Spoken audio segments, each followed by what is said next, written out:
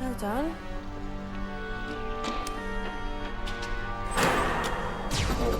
Your lords and masters.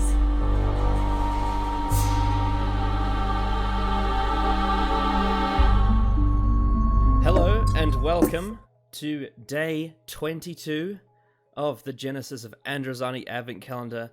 It is third time's a charm for Will Maddox. He is here again, and this time he is a big block taking up all the space at the bottom. Hello, it is apparently 3 days to Christmas, according to this video. Yes, yes. Santa is packing all the Crotons DVDs in a sack for all the kiddies. For all the good Maddoxes and bad Maddoxes. I don't know. Okay. Right. So basically, this video was something that was inspired by a couple of things. One thing was in the Will Maddox Discord server, we were doing a bunch of tier lists, and that was fun. And then also, I listened to a podcast video on Mr. TARDIS Reviews channel, where he was talking about whether or not Doctors and Companions should have conflict, and sort of comparing a whole bunch of different scenarios. I think they were mainly focusing on New Who, but then they also referenced the first TARDIS team as well. And it was really interesting to hear him talk about it with someone. And so I sort of thought to myself, because the tier list website has this thing called alignment graphs, which is like a 4-axis spectrum, so it's like an up, down, left, right. And I was thinking, wouldn't it be an interesting thing to do if we did an alignment graph with all the TARDIS teams, and we basically determined like how much conflict and chill they had. So like chill on the very left is like the least conflict, and then on the conflict on the right is like the most conflict. And then from there, also decide whether they were a success or a failure.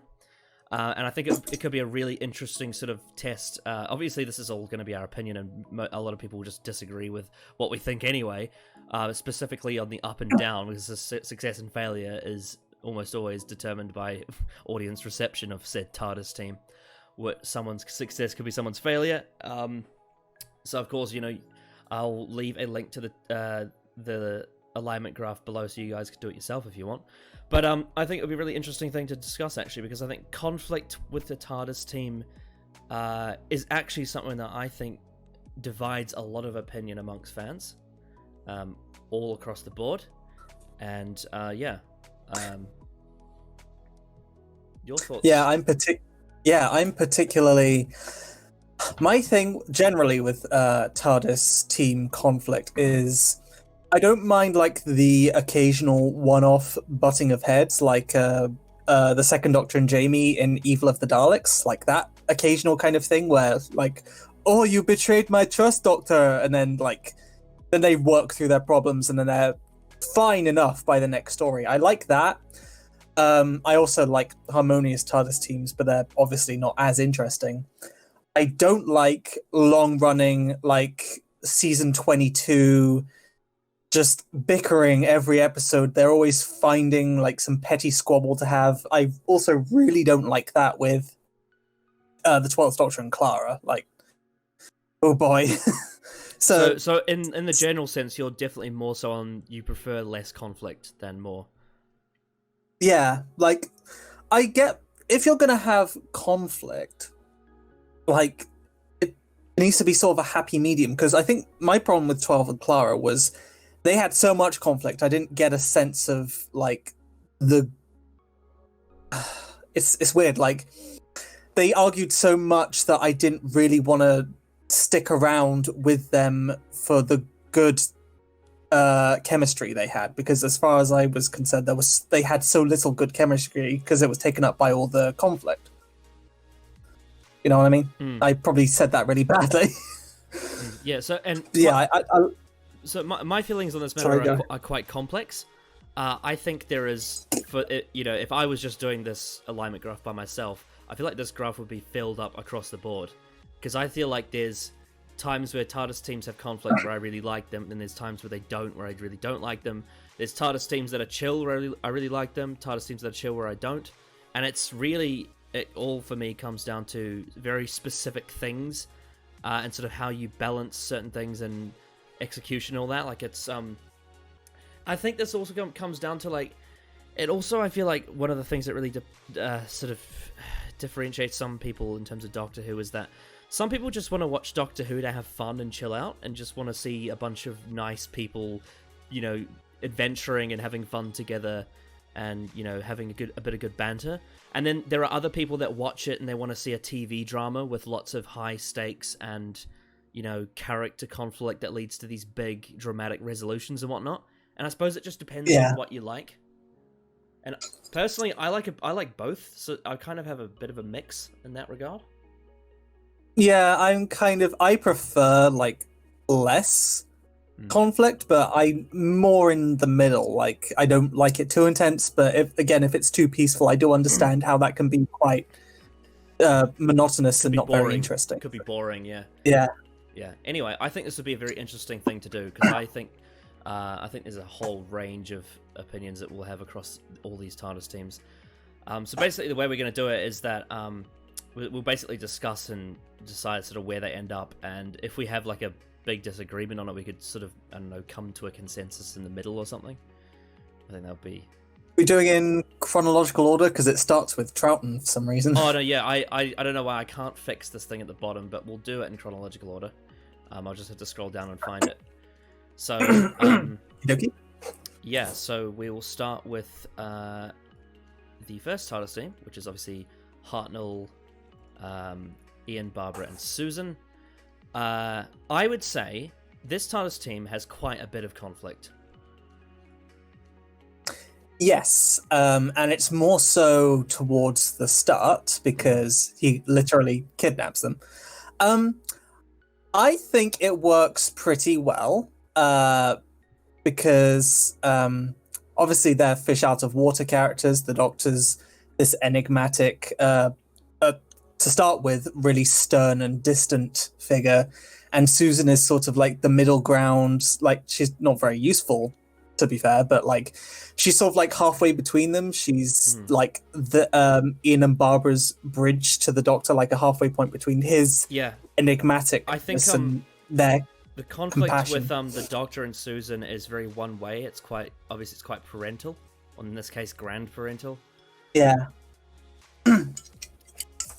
But especially between the Doctor and Ian and Barbara, and especially Doctor and Ian, I would say have the most conflict. They have a lot of conflict, Doctor and Ian, especially early on. I think it's when you get to around like the Sensorites to Dalek Invasion of Earth, that's when they sort of become closer. Yeah, more buddy-buddy. I do think overall they do have, compared to other TARDIS teams, they do have quite a bit of conflict. So I would definitely put them on the right side of this. Yeah. And I think it works pretty well because... bear with me.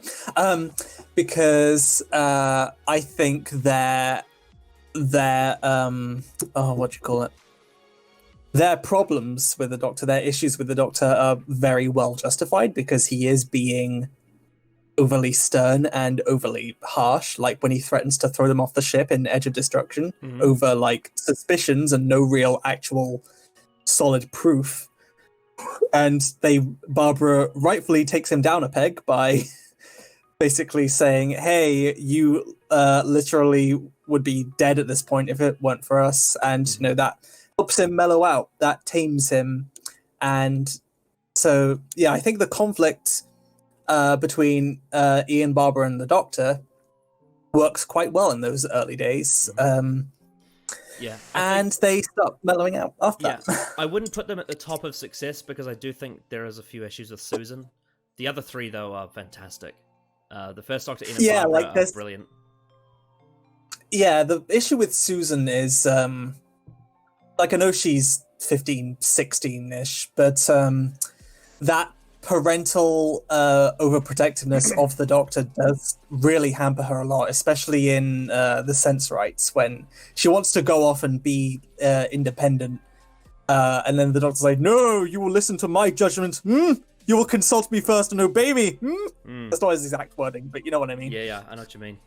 It's very authoritarian over Susan, but understandably, because that's kind of like, especially with like parental and grandparental roles of the time, it kind of fits the culture in a way. Yeah. That's true. Yeah, but this is all sort of part of the Doctor's character arc, and interestingly, the next TARDIS team only replaces one of them, and yet I would say they have a lot less conflict than the first one. That being the first Doctor, Ian, Barbara, and Vicky, which seem to be pretty damn harmonious in most cases, with a few arguments here and there. But I would say the Doctor. The biggest difference is the Doctor is a sweetheart with Vicky. Yeah, the Doctor's so much nicer with Vicky. It's surreal in a way. Was Susan the problem? The only time they really ever have conflict is when Ian and Barbara want to leave, and the Doctor doesn't want them to leave because he loves them too much. Yeah.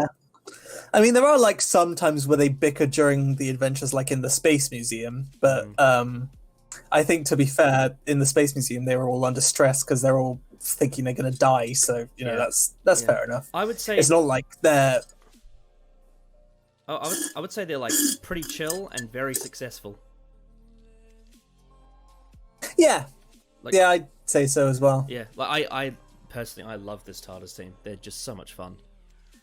They're just such lovely, happy people, and also with the fact that it springboards off the first encounter with all that conflict, and now the first Doctor, Ian, and Barbara have become quite close friends. I think that is a really satisfying thing. You know? Yeah. It's they have all that pre-existing beef that they've worked through, and then they've carried it over to Vicky. It's like the classic example of overcoming differences and problems to become great. It's the most cliche, but it's done in a great way, I'd say. But it's heartwarming. I mean, just look at that photo of them together. They're just so cute and happy.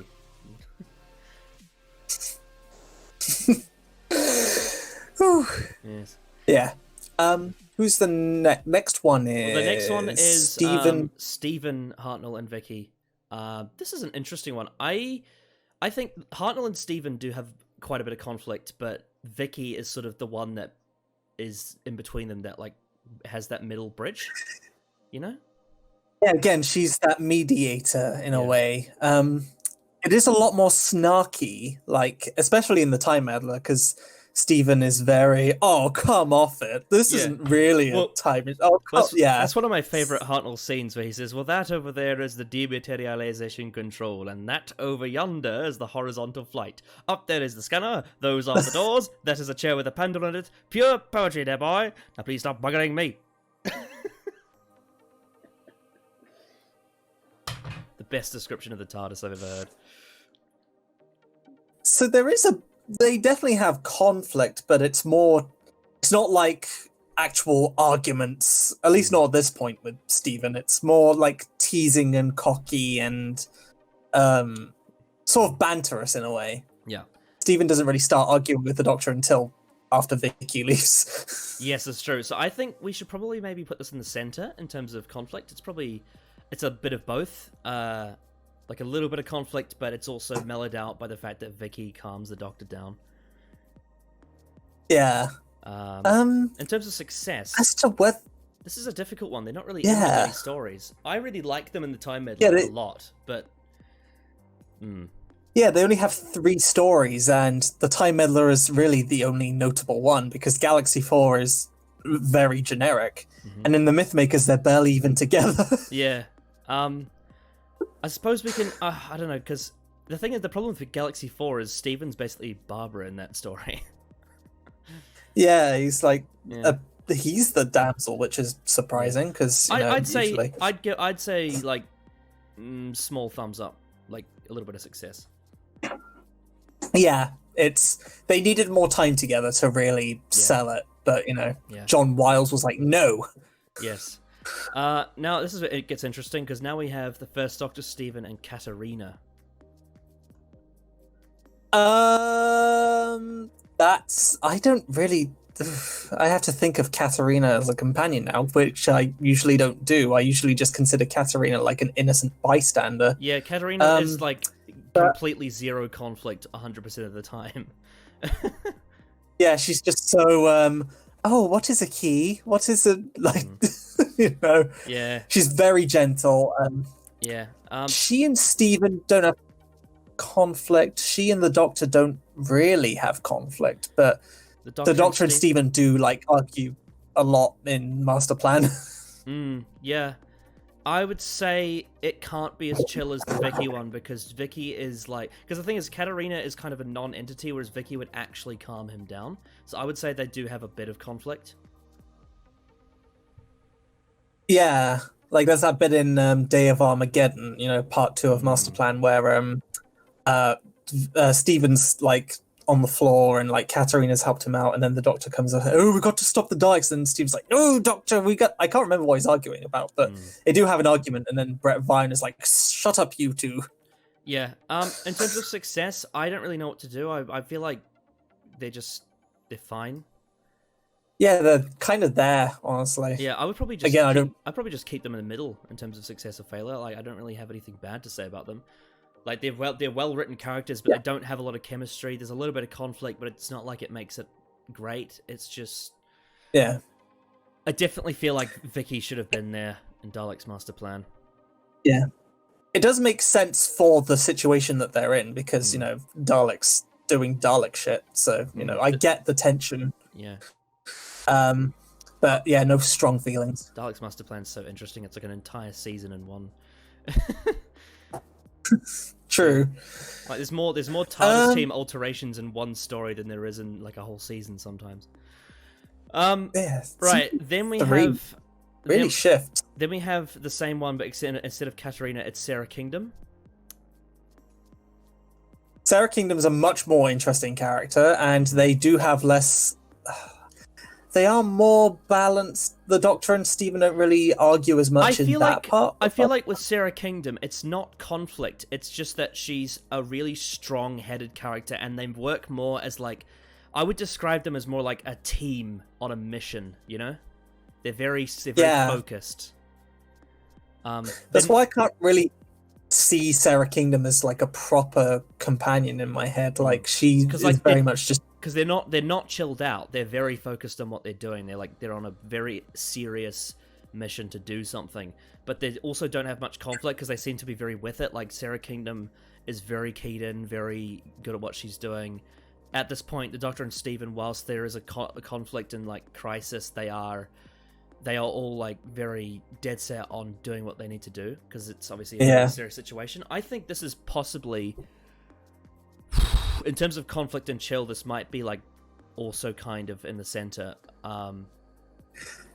They do have a little bit at the start, because Sarah shoots her brother Brett, and like they chastise her for that, but then they very quickly get over that. Maybe we could put them to the right of that one and above that one, like just sort of there. Yeah, yeah. I think it works.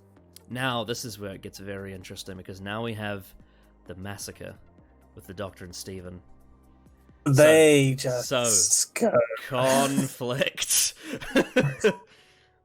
Conflict. You could have saved Anne. Whoa, history, my boy. Yeah, this one's got to be Fuck conflict. You. This is one of the most conflicting TARDIS teams we've ever had. Yeah, and it's funny because they're not even together for most of the story. The Doctor's just pissed off somewhere. Mm-hmm. And then right when they get together again, it's snarling and... I think it works very well. It's just the end of the massacre kind of undoes it. So I have no idea. To be fair, I think with the end of the massacre, that will be when we get onto the next one. But yeah. But this one, I think it actually works quite well for the massacre. It's very one-off, and I think keeping that as limited does help a bit. I think in comparison to something like we'll get onto it later, but there are other ones that have a lot of conflict that just go on to way too long without any... Because the thing is that the Doctor and Stephen had got along before that point, and so it feels like it works, because it's sort of built to, and it's through the Dalek Master Plan, and also because we'd already seen them get along together before. Them having conflict is now interesting, whereas opposed to if it was like the massacre all the time, it might get boring.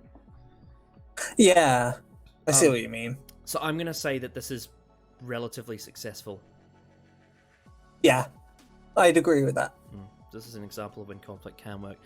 Now we get to probably most forgettable 60s TARDIS team, maybe, arguably. Definitely the worst, I'd say. Not necessarily at the fault of the actors, although Not necessarily, no. I just don't think they have a lot of chemistry. No, the Doctor seems very, because it's in the later days of Hartnell, and he was starting to take more time off, starting to be less involved with the stories. It feels like he doesn't really have much connection to either of them during this period, especially in like the Celestial Toymaker. So, he does berate Dodo a few times, but like he's mostly distant from them. Yeah, The Doctor and Steven are surprisingly buddy-buddy, considering what just happened with the massacre. Yeah, So, and considering that, I honestly feel like this one is the first one that's going to go into the failure. yeah. I'm not 100% sure They where to put them definitely on the conflict spectrum. I'm not exactly sure where to put them, but I definitely would put them in the failure category. Steven and Dodo definitely have a lot of conflict, because especially, and mostly the Celestial Toymaker does that, because, she's like, oh, these games are fun, aren't they? And then Steven's like, Dodo, we can literally die during this. And she's like, oh no, but those clowns are fun. Would you say they have as much conflict as in Barbara and Susan and the Doctor? Almost on par. Because Steven and Dodo do bicker quite a lot. So maybe especially if Dodo just... Put them like there. Yeah. And then in terms of Especially success and failure, where should we put them? Maybe a bit lower? Yeah, I put them a lot lower.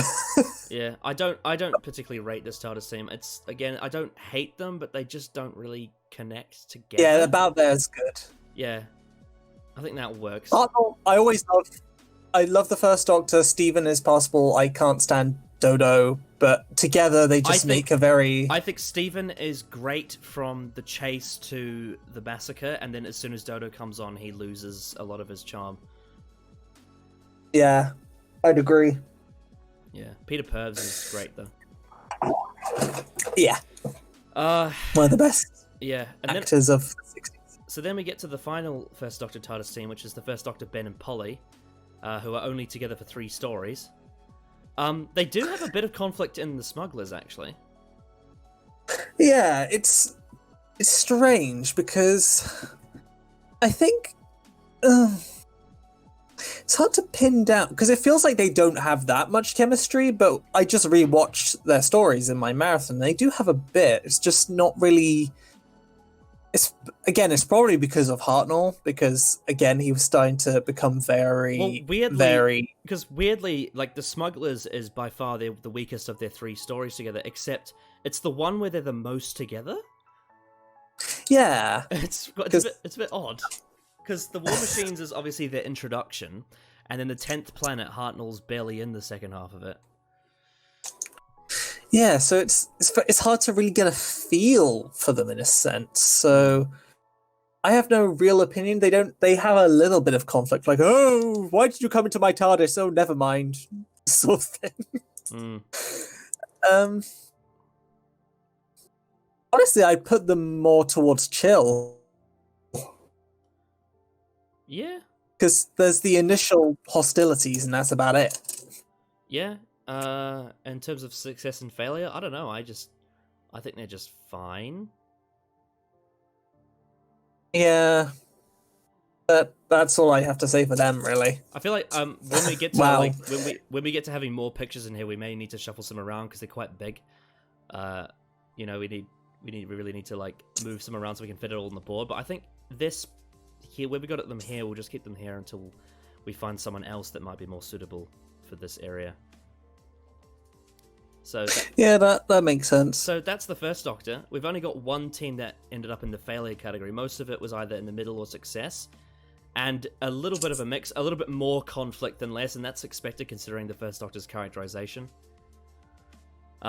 But I feel like this is going to change with the Second Doctor, because I feel like the Second Doctor is definitely more on the left side than the right side, which makes sense considering he's your favorite Doctor, and you tend to like chill more than conflict. So now we can. Yeah, that's true. Oh, apart from we're gonna have to start down here, but then from after we've done that one, we can actually do them in the order that this is shown on screen. So now we have Second Doctor, Ben and Polly, much more chill, I think. than the first. Really? Mm. Because Dalek's master plan. Not master plan. What am I talking about? Power of the Daleks. Power? Oh yeah, true. You're right. Power of the Daleks. But then, of course, the Highlanders, the Underwater Menace, Moonbase. But Oh, that's actually, no. with Jamie. Actually, no. I forgot the Macroterra is. Oh shit, you're right. It's with Jamie, isn't it? Oh god, I'm Yeah, completely wrong. the picture of Jamie's down there. Oh, you're right. No, this is only Power of the Daleks. I completely forgot about that.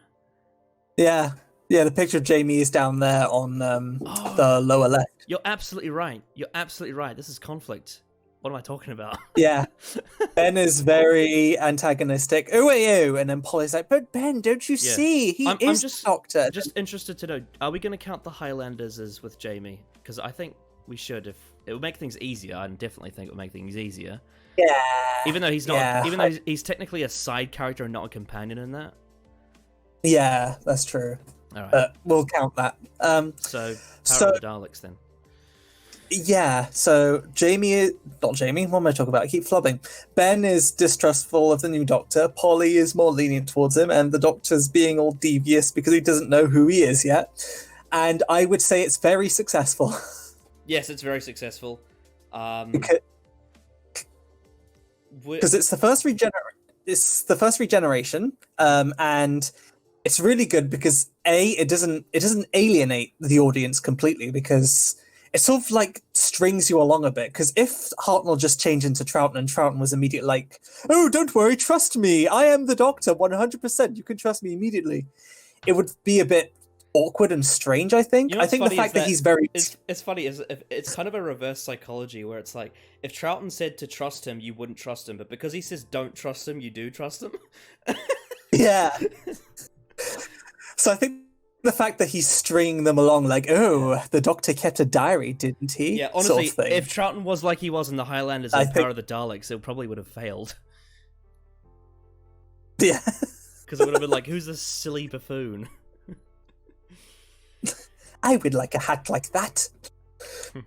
Just cosplaying as everyone. So, as much conflict as the first TARDIS team, would we say? I think so, yeah. I think by the end of Power, they've mellowed out, and Ben's just being like, "Okay, you're the Doctor. You defeated the Daleks. Yeah. I believe you." Sort of thing. I think that, like Hartnell and Steven, because it's only in one story, I don't think we'll put them higher than, because I do think it's successful. But if we're comparing to other TARDIS teams, I feel like the very top layer should be for the ones that are long running. Do you know what I mean? Yeah, I can see that. So we'll put them here. Brilliant for one story. Sense. And now we have Jamie, Ben and Polly and the Doctor, which, unlike Power, is very chill. Yeah. except for the Macroterra. That's the one exception. Yeah, and to be fair, those are circumstances, because Ben gets brainwashed and stuff, pretty much. It's hard to, because I've just finished watching their stuff. I just watched the Faceless ones last night, and because they are chill, I do really like them, but at the same time, I do think they are the weakest of Troughton's TARDIS teams, purely because 3 companions is a bit much. Yeah, it's kind of got the same syndrome as like Davison and Jodie, where it's like there's too many of them. Yeah, because I like Jamie, and I do like Ben as well, and Polly kind of suffers from being... Well, the thing is, like Jamie and Ben they just blend into one. They just swap lines all the time, and then Polly is kind of like the third wheel in that 4-person team. Yeah, she's the token girl with no real additional character. Well, I mean, Annika Wells carries it, but you know. Well, I mean, the thing I would say, to be fair, she does get quite a bit to do in the moon base, which is good. And she does get quite a bit to do before Jamie comes on, like in the Highlanders and and all that. But it's just once you get like Underwater Menace onwards, bar the moon base, like Underwater Menace, Macroterra, and Faceless Ones, she gets a bit shafted, and then like Ben and Polly are barely even in the Faceless Ones at all, to be honest.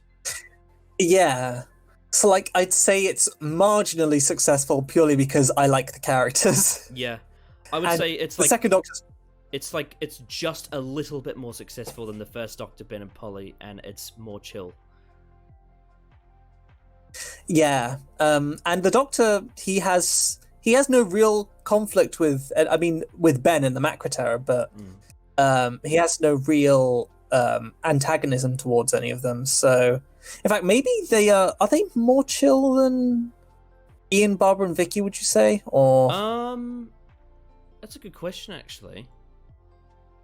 I don't know. Yeah, Hartnell is very swell from the rescue to the chase, isn't he? Yeah, maybe both of them need to be bumped along more to the left. Yeah, like the Vicky. I think you might be right, actually. I would say maybe, like there. Would that work? Yeah, I think that works. Yeah, like the Macroterror. Again, we can always the Macroterror is the reason why I put that there. Yeah, okay, we'll leave it like that. Yeah. Now we get to the TARDIS team from your favorite season, and that is the Second Doctor, Jamie, and Victoria. Yes. So, my favorite TARDIS team overall. They are, to be honest, they are lovely. So, now there is a little bit of conflict. Mainly it's mainly due to the fact that Victoria is obviously, her father's died, and she's not the best with traveling, but she's trying. She wants to, try it out, but she is definitely very scared of it. And there is that, but it's very sort of like, I feel like the Doctor and Jamie are very understanding of it, and that's why they're comforting towards her. With the Doctor, it's him being sort of this like kind, grandfatherly old figure, being like, "Oh, it'll be all right, don't worry." And then with Jamie, it's obviously he has feelings for her. So I would say, even with Victoria's sort of worries about certain things, I do think they definitely end up in the chill side, and I would say they're very successful. Yeah, they are at the very top, because are we including Evil of the Daleks in this as well, considering Victoria's barely with them for most of the story? Oh, that's a good point, actually. I think maybe we should. Jamie and the Doctor do butt heads during that. So I do think that's a good point, actually. Maybe maybe where I've put them, like maybe around here. Yeah.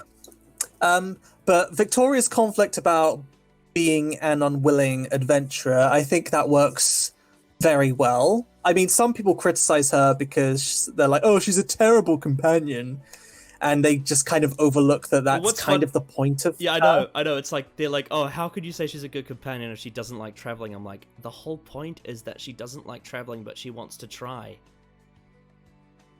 Yeah, and then Fury from the Deep finally confronts that, and she's like, "Okay, no, this isn't for me. Bye." It's like you're gonna blame someone for trying, It's not their fault.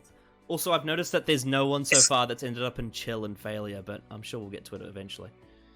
Yeah. And also, it's one of the few TARDIS teams to like, because there's like different dynamics. Sometimes there's a student-teacher type dynamic. Sometimes it's just like best friends. With the Second Doctor, Jamie and Victoria, it's one of those that just feels like a family in a sense.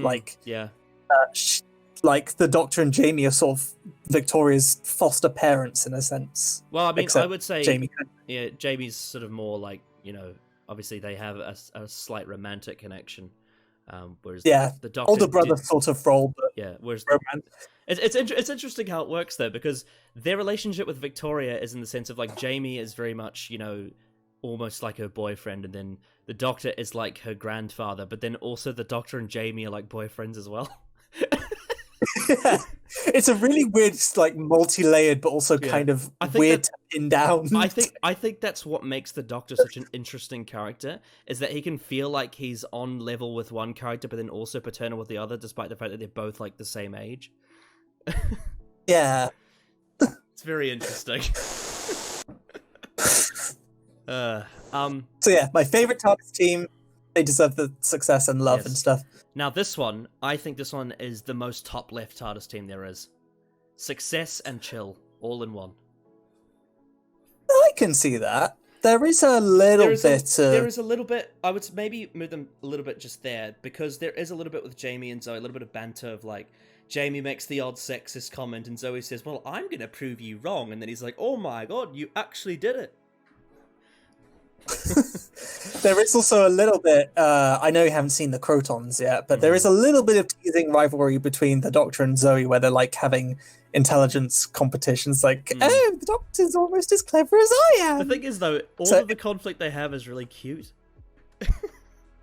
Yeah, it's all in good. It's like no one actually takes it to heart. It's all teasing, like, oh, sort of thing. I think probably the closest we get is in the War Games when the Doctor is like actually scared and he's like, oh shit. Yeah, when he betrays them, quote unquote. Yeah. Yeah. But the thing is, it's like he had no other choice. Like, he never would want to. It's just that he was forced in a situation where he had to. Yeah. That's definitely the best scenario, because they don't do it often, but I don't like when they play the Doctor has turned to the bad side trope. But I think the War Games is definitely where they play it the best. Well, because Troughton is double crossing them. That's the thing. He's double blocking the Time Lords. So like, yeah, it's I love that story to bits. I think where I've put it makes sense. It's very successful, and there's a teensy tiny bit of conflict, but it's mostly like 90% chill, just like fun, harmonious family. You know, they're just so much fun. Yeah, like, and Troughton has nothing but successful TARDIS teams. Yeah, I think also, even though you have said that Troughton, Jamie, and Victoria is your favorite, I think Troughton, Jamie, and Zoe is kind of the advocate for what your argument is here, where it's like chill is success, you know? Yeah, they are almost on par with them, I find. The only difference, the only reason why I like them just a teeny bit less is I just prefer Victoria. I think she's a more interesting character than Zoe. Yeah, but... well, again, like, Victoria adds a very interesting conflict, like, not massive conflict, but a slight dynamic to that of, like, a bit of struggle, whereas with Zoe, it's just fun and games the whole time. Yeah.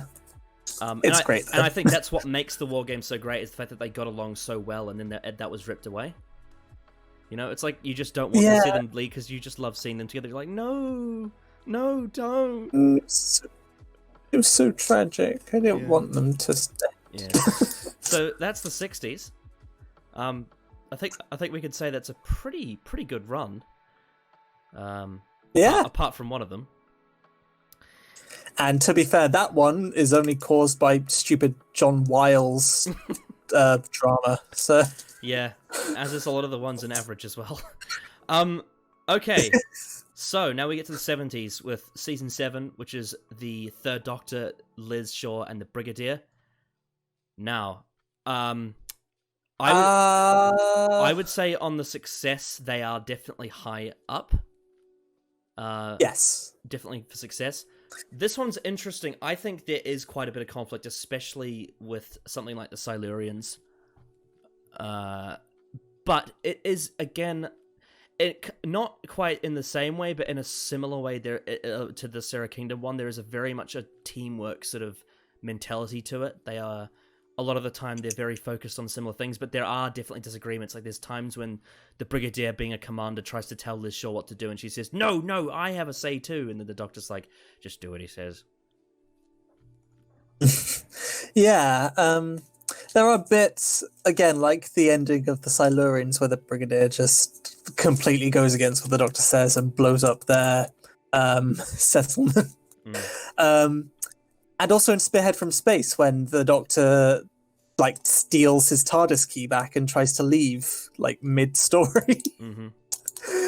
So there's a bit. Yeah, I do think I do think there's a bit of conflict. I think it's like edging up to the Ian Barbara Susan one. Not quite being on the same level, but it's edging up to it. Not quite as much as that and Power of the Daleks, but a little bit more than like Daleks Master Plan. Yeah. And I would definitely say success. Like, they are a brilliant team. Yeah. The thing is, most of the conflict comes from the Brigadier. The biggest problem, though, is that this one isn't really a TARDIS team because they never go in the TARDIS, but it's the closest I could get. I don't want to not count them. Because 3 and Liz, I think they have the best Third Doctor and companion rapport. I think. Well, because they get along so well. Yeah, they are fellow scientists who respect each other, and then the Brigadier's stubbornness is just kind of gets in the way a bit. If this was the Third Doctor in a good and way. Liz, if it was just the Third Doctor and Liz, they'd probably be more on the chill side. Although, to be fair, they're not very chill, because they're very, like I said, they're very focused, very serious, so they wouldn't be on, like, you know, they're not in this sort of magic area of, like, Troughton and his best friends having a good old time. Like, they're very, like, we have very serious matters to deal with, otherwise people will die. Yeah.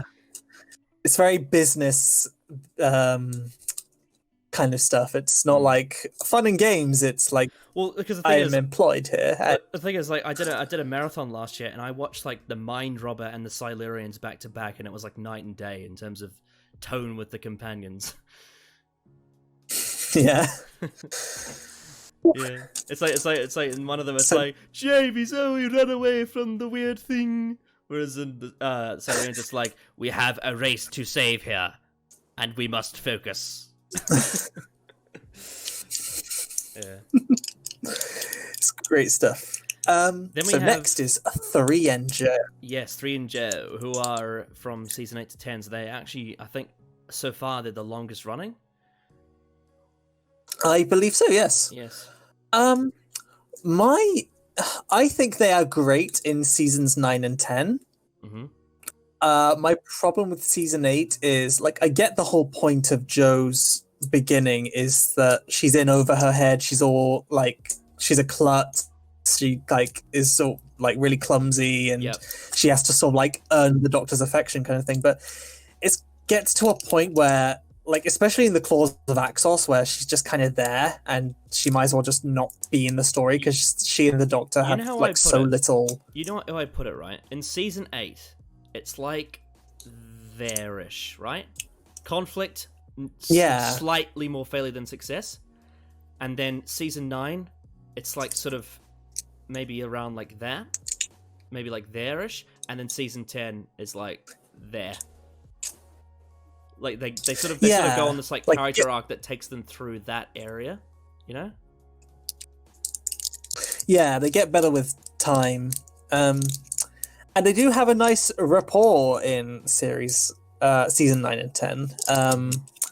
I don't think do they butt heads that much in those seasons? I can't recall any major instances. No, because I think the last time that he really drills into her is the demons. Yeah, he's like, for heaven's sake, Joe, respect your superior officer. Yeah. I think they're mostly successful. I think the actors have incredible chemistry, and that really helps. Even in season 8, when they are butting heads, I do think they have really good chemistry. And having said that, like, you do get stuff like the Mind of Evil and Colony in Space, where Joe is actually really competent and they work really well together. Yeah. Season 8 is a bit dodgy, but I think they had it nailed by season 9, sort of thing. I also think one thing that also really helps season 8 is the Master. Oh yeah. Yeah. So overall, it still works, even if there is a few moments where you're like, oh, this maybe could have been executed a bit more consistently throughout. Because, like you say, story to story with 3 and Joe, it just feels like it's a bit of whiplash. Yeah. So where would we put it? Oh, this is probably the hardest one we've done so far, because it's like an evolution.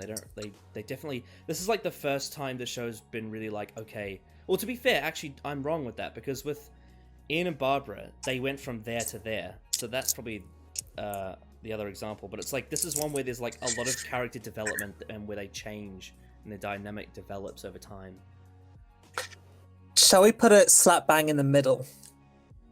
Because again, by season 9 and 10, they get along like a house on fire. But it's season 8, and I would put it just like slightly under 3, Liz and the Brigadier. Like, it's just slightly underneath that. So like here, like in the middle and successful. Well, mostly successful. I think that works. Yeah, I agree with that. Then we get 3 and Sarah Jane, who is despite the fact that they both are extremely iconic characters, I feel like they are quite an underrated TARDIS team, mainly because they're only in one season together, and also because when people talk about Pertwee, they usually think of Pertwee and Joe, and when they talk about Sarah, they think of Sarah and Tom. But Yeah. I do think they have a really good rapport, Pertwee and Sarah Jane. It's a bit more, slightly more standoffish than 3 and Joe, I think. It's probably because Sarah is a lot more, Capable? she's a lot more self-assured, and yeah, like there's that bit in the Time Warrior where they literally just meet and they're just like, hey, we need someone around here to make tea. And then Sarah's like, listen, if you think I'm going to be just the tea lady sort of thing. Yeah. And after that, it's like they have a bit of a teasing, bantery sort of thing. Oh, and also, like, both the Monster of Peladon and Planet of the Spiders end with Sarah Jane crying over the Doctor's prone body. Except in Peladon, he's alive, but in Spiders, he's dead. Yeah, true. Okay, I think on that, we can say that there is a bit of conflict. Not a lot, because I do think they had some really nice time together as well. I love their bit at the start of Invasion of the Dinosaurs, where they're just, like, they get caught, and then Pertwee, like, just beats up some people, and they drive off, and they have a bit of an adventure. That was fun. So, yeah, there is conflict, but it's very balanced, I think. It's very well crafted.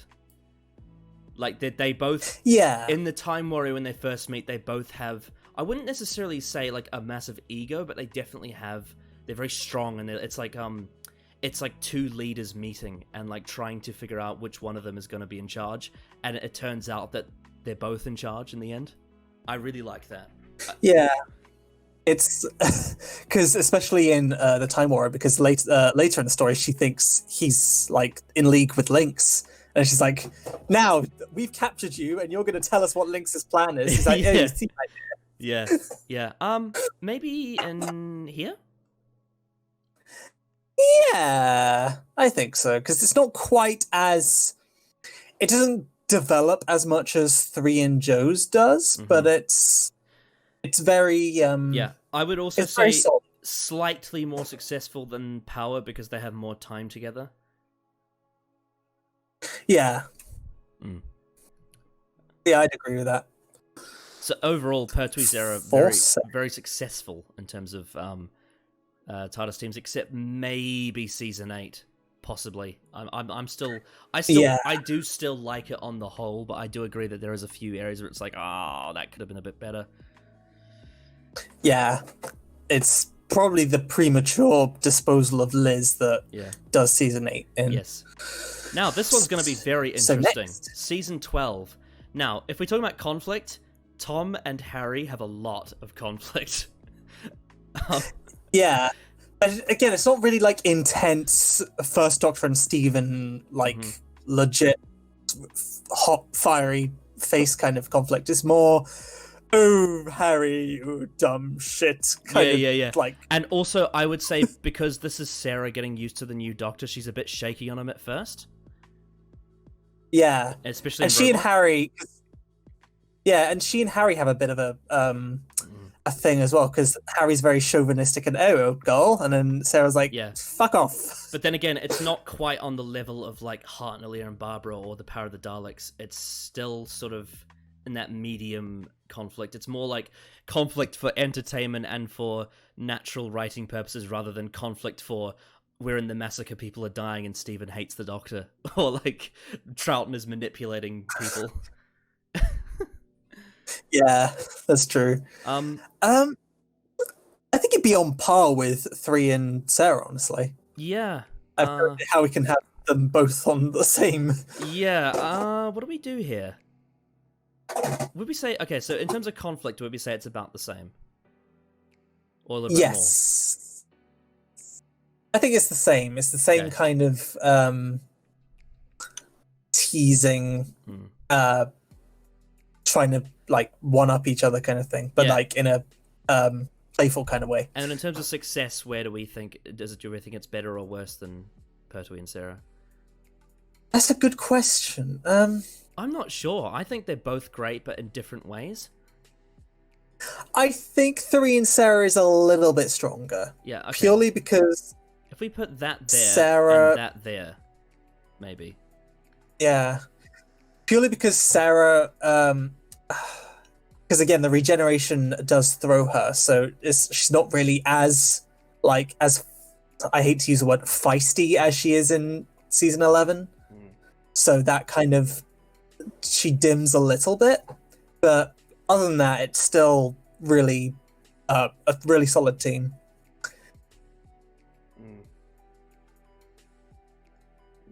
But also, I'm also like not the biggest fan of Harry Sullivan. Like I like him, but like I know some people think he should have stayed on for longer. But honestly, I think his time was right. Yeah, I wouldn't have really. Well, the thing is, his purpose was that the idea was that they were maybe going to cast an older Doctor like Hartnell, and then Harry would be the action man like Ian was.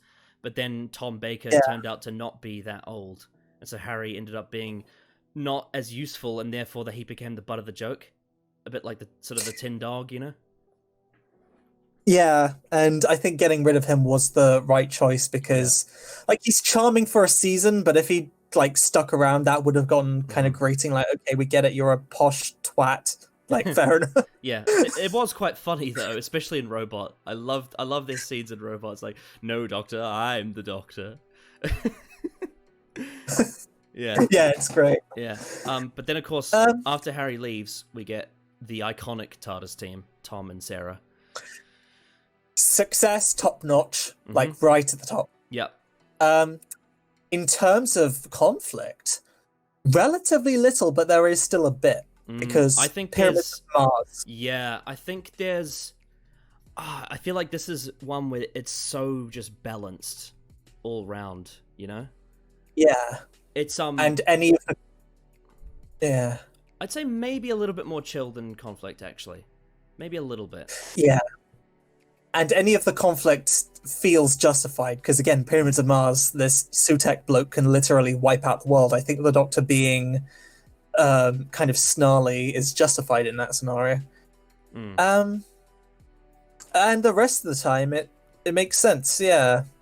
And Seeds of Doom is just the best for them. They have the perfect chemistry. That is wonderful. Yeah, I think where we put them, I have nothing else. I think where we put them makes sense, actually. Yeah. And again, it is still kind of cocky, but it's not quite as like trying to show off to one another kind of thing. It's very harmonious. It's not like trying to battle for like... Well, because with Pertwee and Sarah, they were very much trying to battle for like authority, whereas here, for Tom and Sarah in season 13 and 14, they very feel like, yes, we know each other very well now, we're very close. Yeah, it's very, we're just best mates, whatever kind of thing. Yeah. I think, I mean, they are one of the most iconic TARDIS teams for a reason. Yeah. It's... And then, of course, we get Tom and Leela. Now, this is... I've obviously got K9 after, so this is,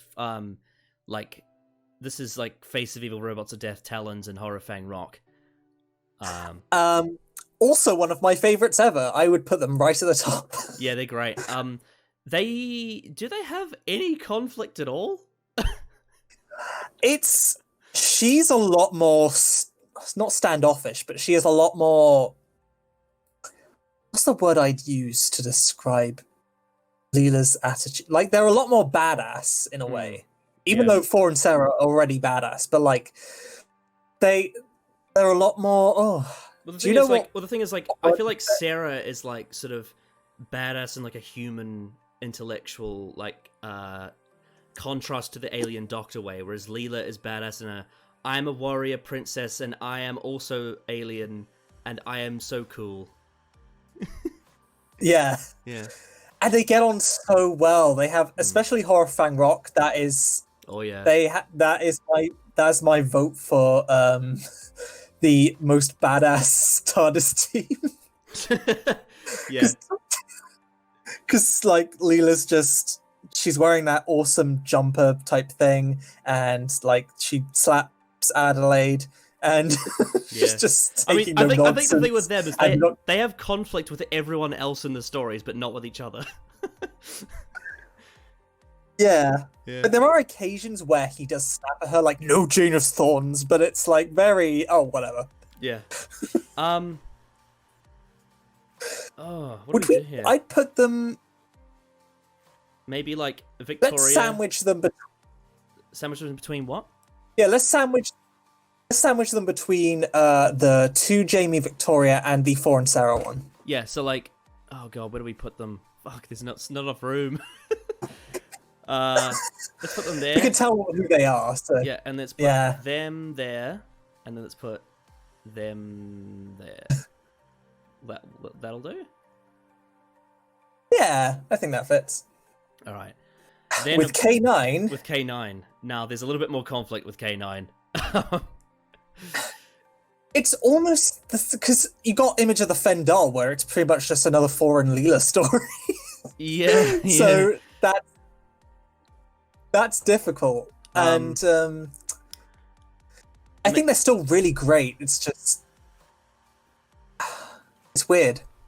K9 doesn't really add a lot to them, I don't think. I think maybe a little bit less successful. I think K9's cool, but I do think there are some areas where it's like, K9, why?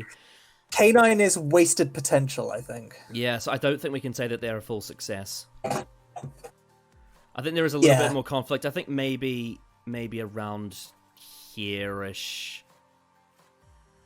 Yeah, but 4 and Leela and K9 definitely have great chemistry. Also, she's really affectionate. Not necessarily with the rapport, because the rapport is still really good, but I do think the story quality decreases once K9 comes on. Yeah, that's a shame. Yeah, so we'll put them around there. Then, of course, we have Tom, Romano... Oh, and... Sorry? Because the Invasion of Time, the Doctor keeps Leela in the dark during that one. Yeah, yeah. So I guess just a teensy bit more conflict. Yeah, somewhere around there-ish. Yeah. Then, of course, we have Season 16. 4 Romano 1.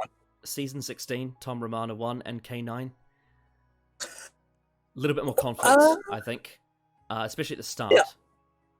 Yeah, it's very... I think it's probably Tom... Oh, actually, no, I'm wrong about that, because I forgot about Harry Sullivan. But yeah, I definitely think there's a bit more conflict, but it's still met with a lot of rapport, like a lot of very friendly banter, especially in the second half. Yeah, and it is kind of a mission type thing again, like Sarah Kingdom and stuff, because Romana is assigned. But not quite as much conflict as like Season 7 or Sarah Jane and Pertwee or Harry Sullivan. Yeah. K9 and Romana is... Yeah, I do love Romana 1. I do think K9, again, it's the similar thing with Leela. I think it still does let some things down a little bit, but he's still pretty good. Maybe around... I think 16 is... I think Season 16 is the best application of K9 in the entire franchise. Yeah, probably. I think we maybe should put them, like, there. I think that works. Yeah. There is, even though they are really good and I really like them, there is just something missing that doesn't make them quite on par with, like, 4 and Sarah and 4 and Leela. Yeah. I don't know what it is. And I would actually... Well, cause the next one's going to be really difficult, because Season 17, this is like magic peak, and then Season 18, it all changes. So I don't really know what to do with this one. Because, like we said, like you get stuff like City of Death, where Tom and Romana 2 have some of the best chemistry in the entire show, but then you get stuff like the Leisure Hive and Warrior's Gate, where they're just not happy with each other. Yeah, it's like I don't think they really bicker at all, but like in Season 18 it's kind of icy in a weird way that's hard to pin down. Yeah. I can't quite tell if it's the tone of the show or if it's the characters. I know that Tom is obviously... I think Romana 2 is largely similar from 17 to 18, maybe a little bit less charming in 18 than she is in 17. But Tom is definitely big difference from 17 to 18. Probably one of the biggest changes season to season, apart from maybe Capaldi's series 8 to 9.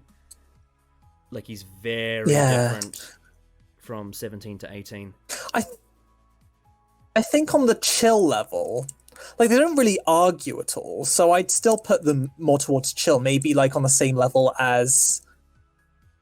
Yeah, around there, sort of. It's just Because like season 17 it's would be hard like season 17 would be like here-ish. Like that's the thing.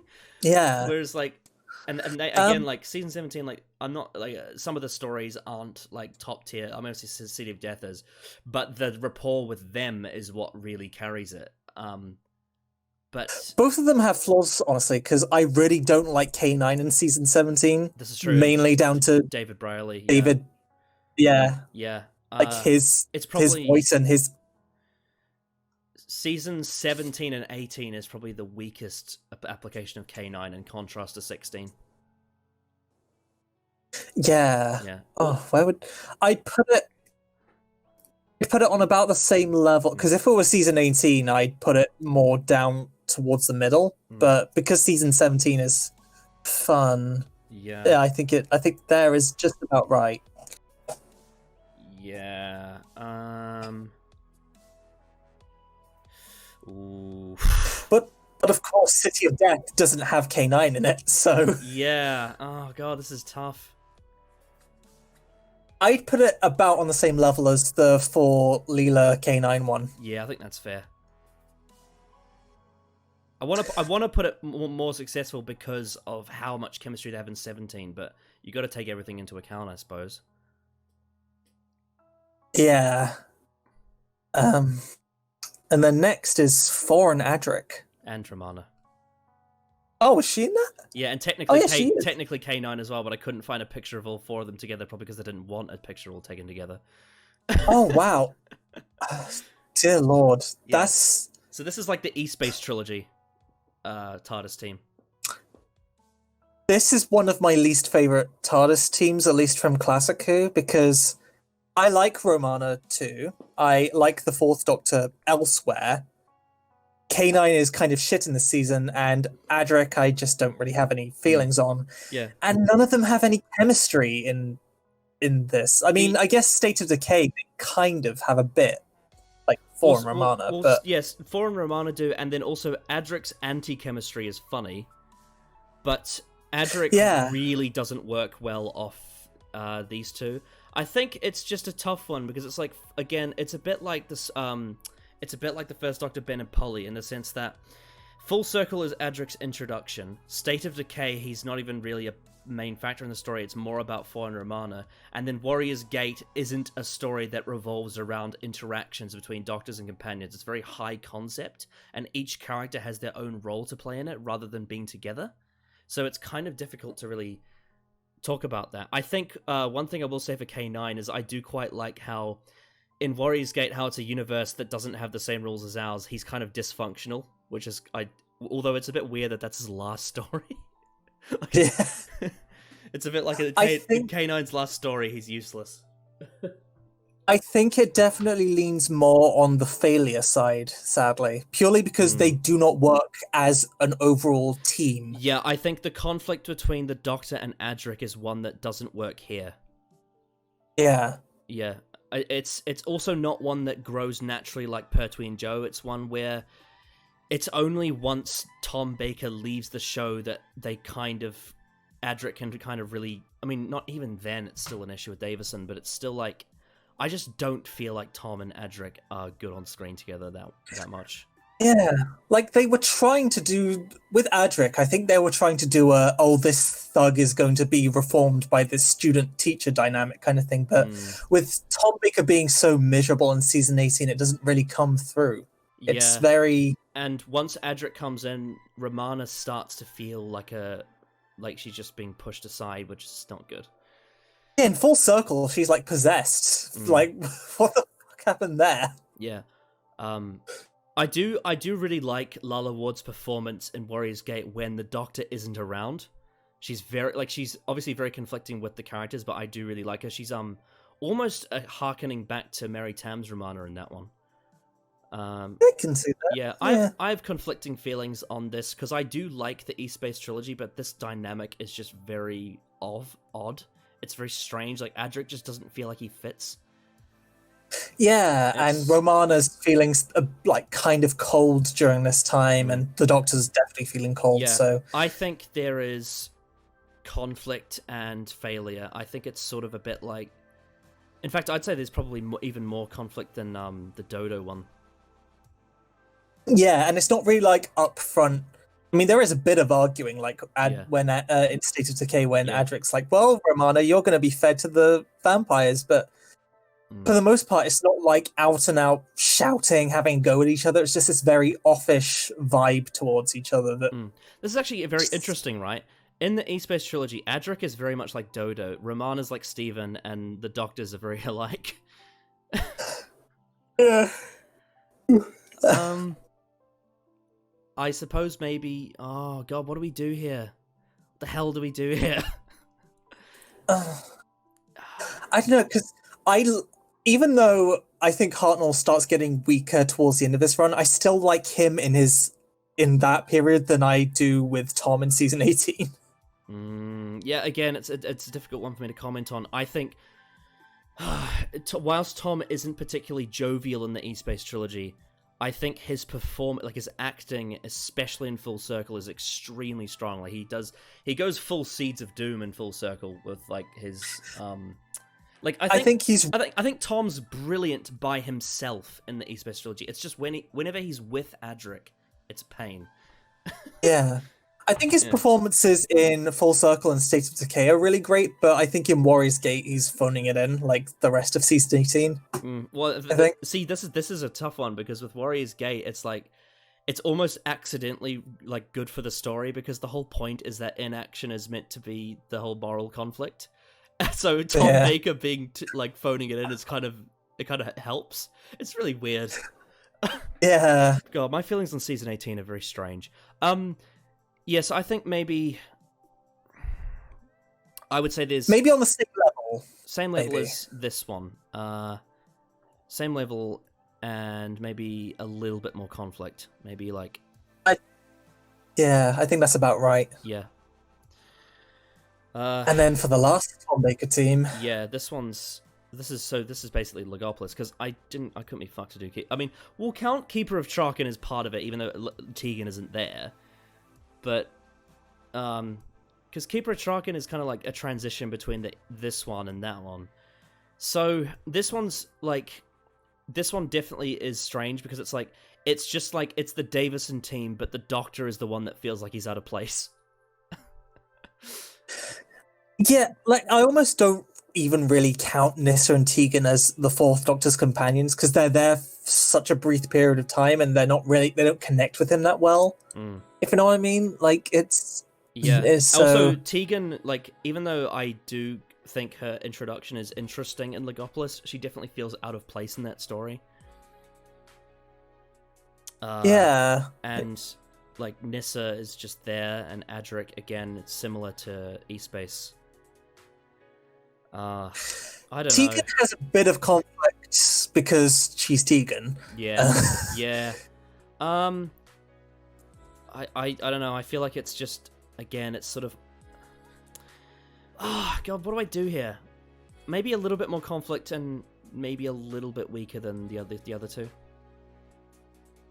Yeah, at this point it starts feeling like they don't know what the hell they're doing. Because the weird thing is I don't think you would agree with this, but I actually do really like Legopolis as a story, but the one thing that lets it down for me is the fact that this team just doesn't work together. It's just ridiculously overcrowded, and I'm like, Tegan's side plot just doesn't need to be here, and it's like, God, it's so messy. Yeah, why is Nyssa that, like, I think... Well, the thing is, Nyssa being there is interesting because so obviously her father's body is being controlled by the Master. But it's like... And they do a little bit with that, but like the Master tries to gain her confidence and gives her the bracelet, but then after that it just stops. Yeah. Yeah, I don't know. I do like Legopolis, but I think this team just is the weakest part of it. Like, it's very much Tom's story by himself, and the companions are just there. I suppose, like, at a stretch, you could say Adric is kind of involved because he's asking questions about, like, the cloister bells and all that. The best companion in that story is the Watcher. Cracking another cold one. Alrighty, cracking a cold one because we're about to start the Davison era. Yeah, I'm going to need all the help I can get with this. Yes. Right. So, Davison, Tegan, Adric, and Nyssa. So, Tegan and Adric have a lot of conflict with Davison. Nyssa has almost none at this stage. I think it's kind of like similar to the Tom one. I'm tempted to say it's slightly more successful just because they're together for longer, but I also don't particularly like this team. They're probably. Oh, I don't know. I do like some of the stories in season 19, but I do think they are one of the weakest TARDIS teams overall.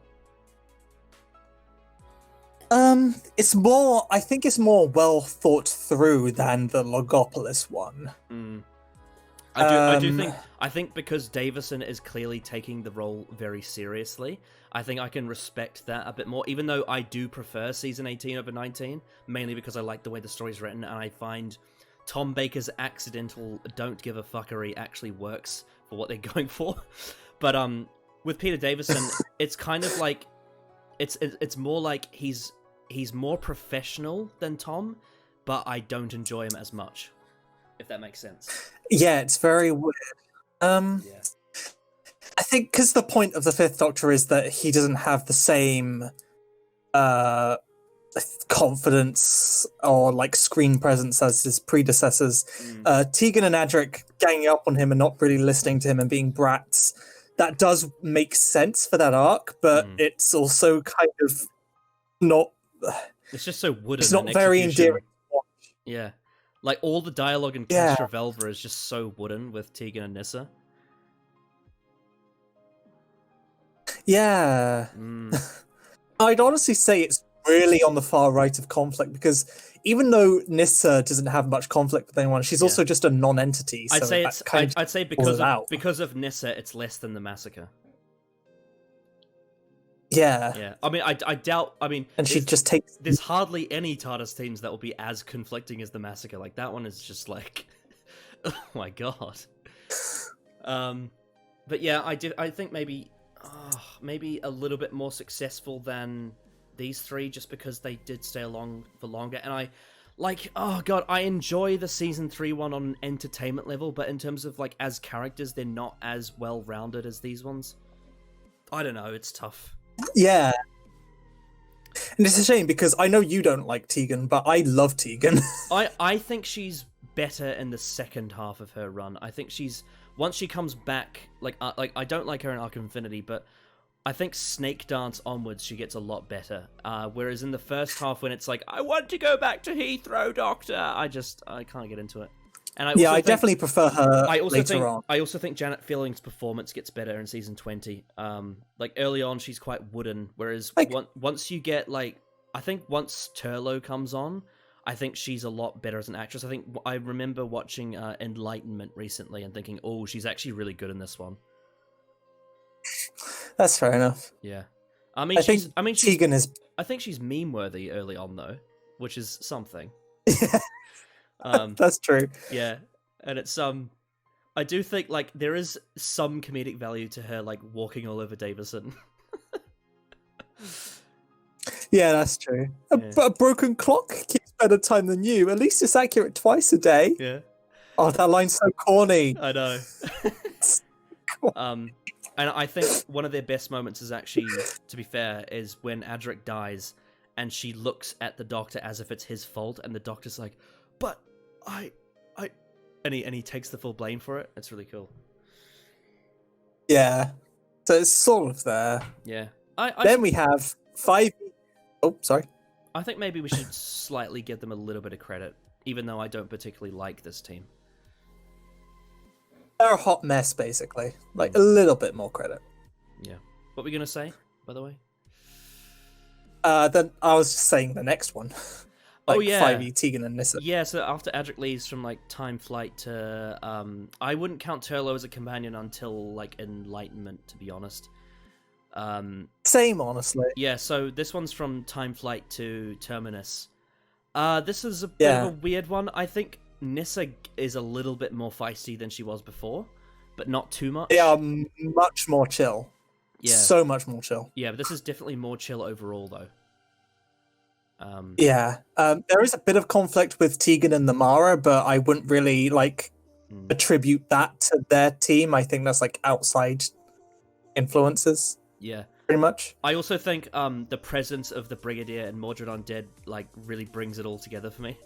Yeah, Although to be fair, the Brigadier is kind of playing Ian Chesterton in that story, which is really weird. that's true. Yeah. So Would we put them more around the middle? I think. Yeah. I mean, there's a little bit of conflict, but not a lot. Mainly because the Doctor's just such a drama queen in this period. Yeah. Like in Snake Dance. It's like, quick, we must warn the people of Menusa! I haven't seen Time Flight. What are they like in Time Flight? They're not really anything in Time. Nyssa falls into a trance for a bit, and that's pretty much it. Yeah. It's...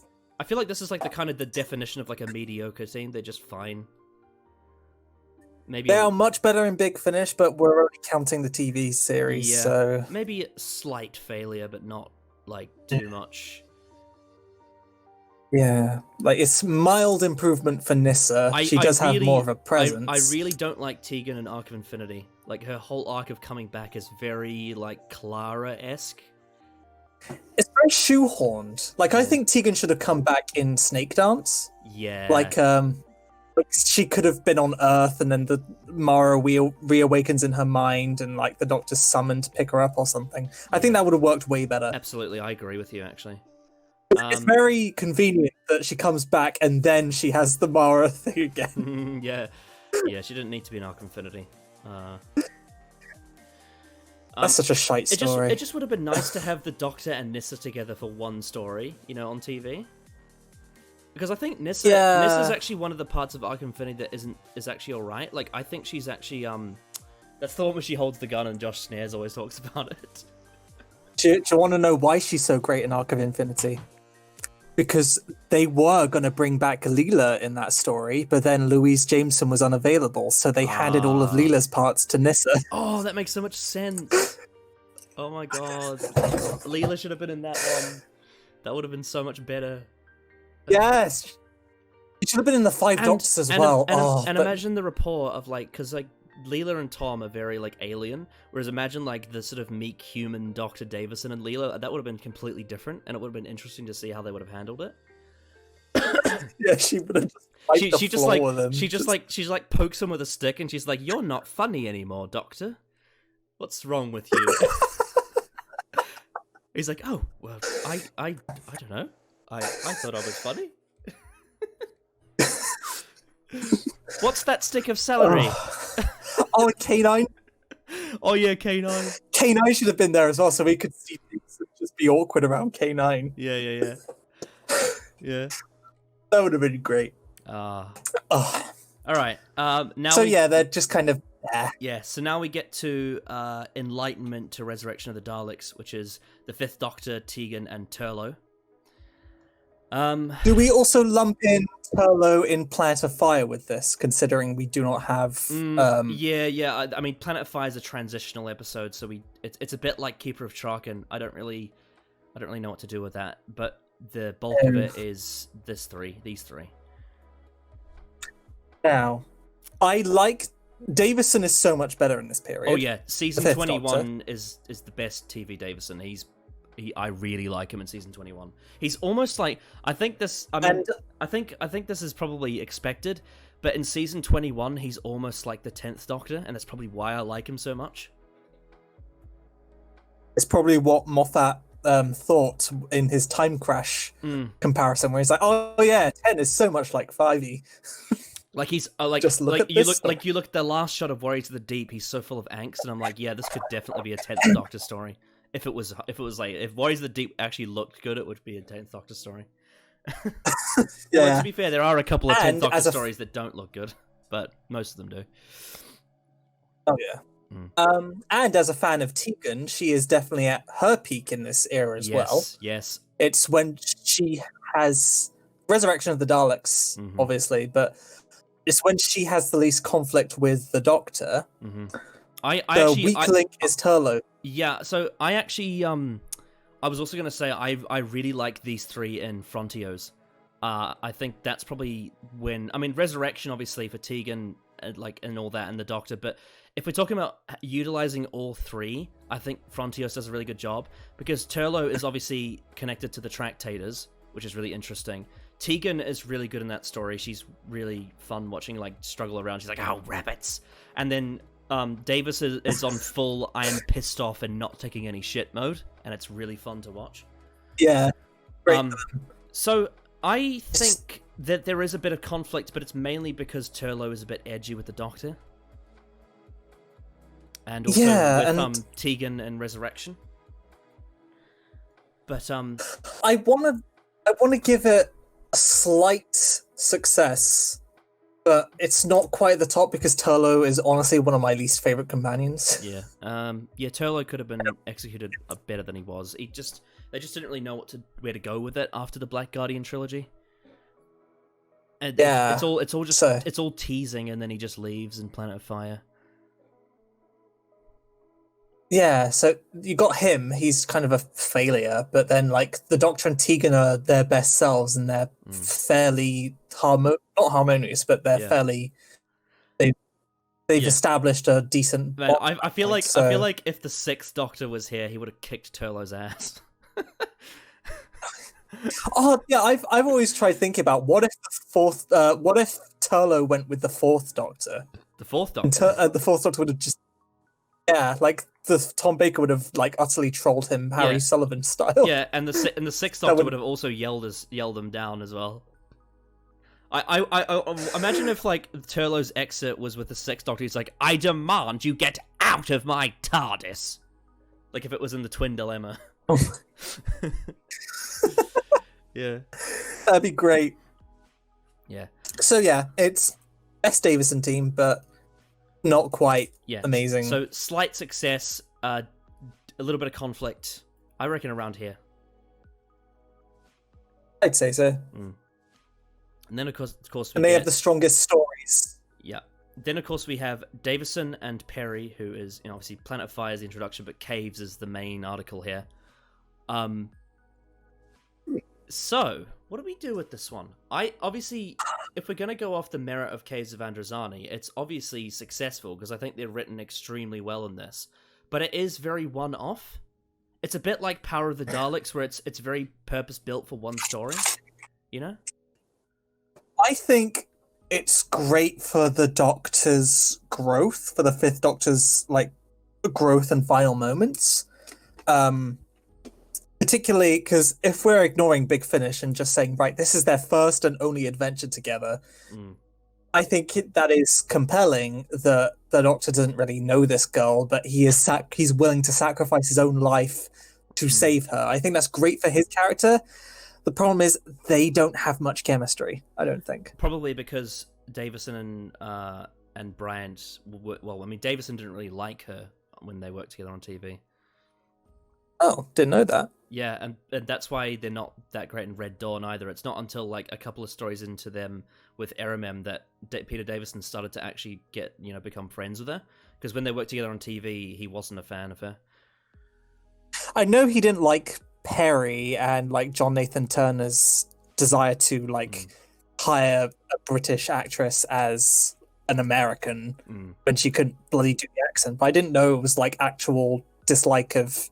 Not dislike, but not getting on with if I were to hazard a guess, I'd probably say around the time they did Necromantea is probably when, she started to like really warm to him because he was like defending her in that regard backstage at Big Finish. Friendships formed during hard times. Yeah, of course.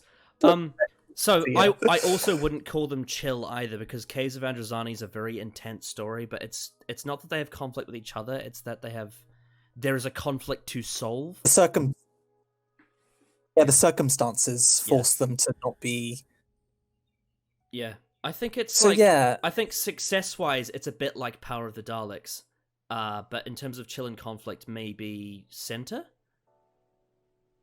Yeah, and they don't have much chemistry with each other. Like again, it benefits the Fifth Doctor's character arc, but in terms of them as characters, it's not like an endearing bond that I'd call a total success. But that's the whole point of it, though, isn't it? It's like the fact that they don't even have a bond yet. He's willing to go all the way to save her, and that's what makes it compelling. I think it's a very special circumstance, isn't it?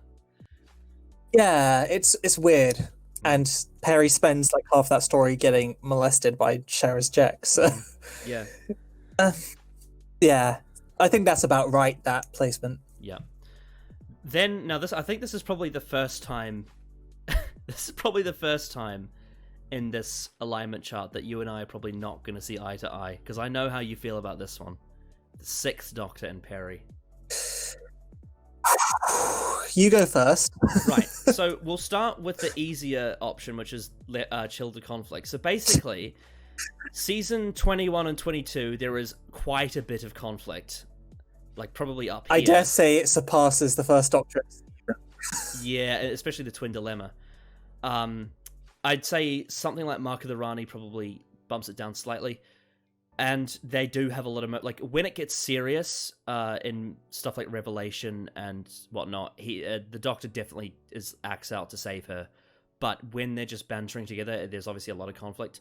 But then, of course, you get Trial of the Time Lord, where it's clear that they've become great friends again. But then, of course, in Mind Warp, there is conflict. But it's... like, there is conflict, but it's not because of the Doctor, it's because he's been brainwashed. So it's like, Mysterious Planet is really the only one where they're like here. Like, Mysterious Planet, they're like really like over here. Although, to be fair, they have like a joking little bit of conflict, but... yeah, and she gets angsty about Marble Arch or whatever. So I think maybe we should put them where the text is in terms of conflict, like there. Maybe a little bit more to the right. I don't know. Comparatively to the terrible trio, I don't know. Yeah, not quite as much as the Adric team, but like about there is right, I think.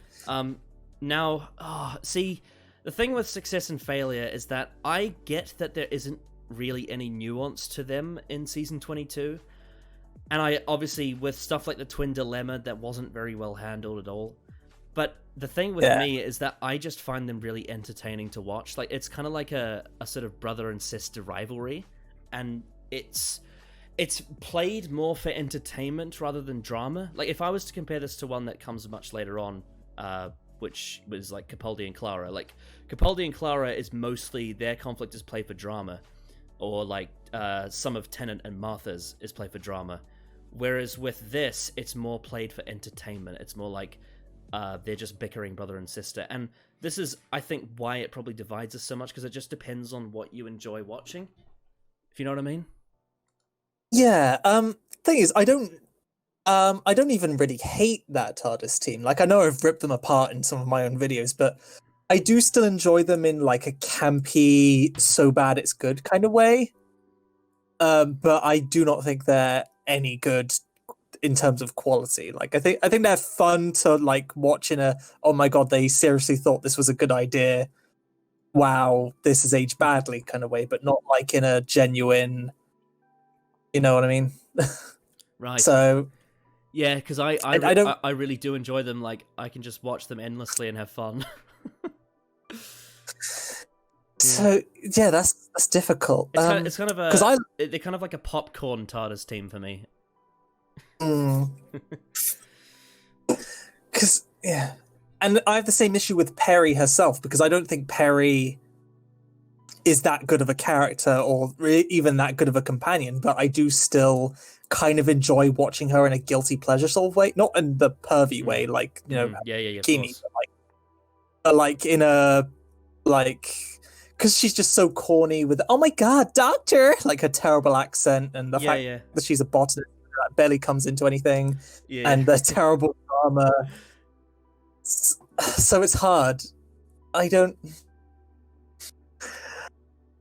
Oh, it's if they had another season, if they had the Lost season 23 and they had expanded on what they were building up to at the end of Revelation of the Daleks and into the Mysterious Planet, it would probably flow much better. I just absolutely love.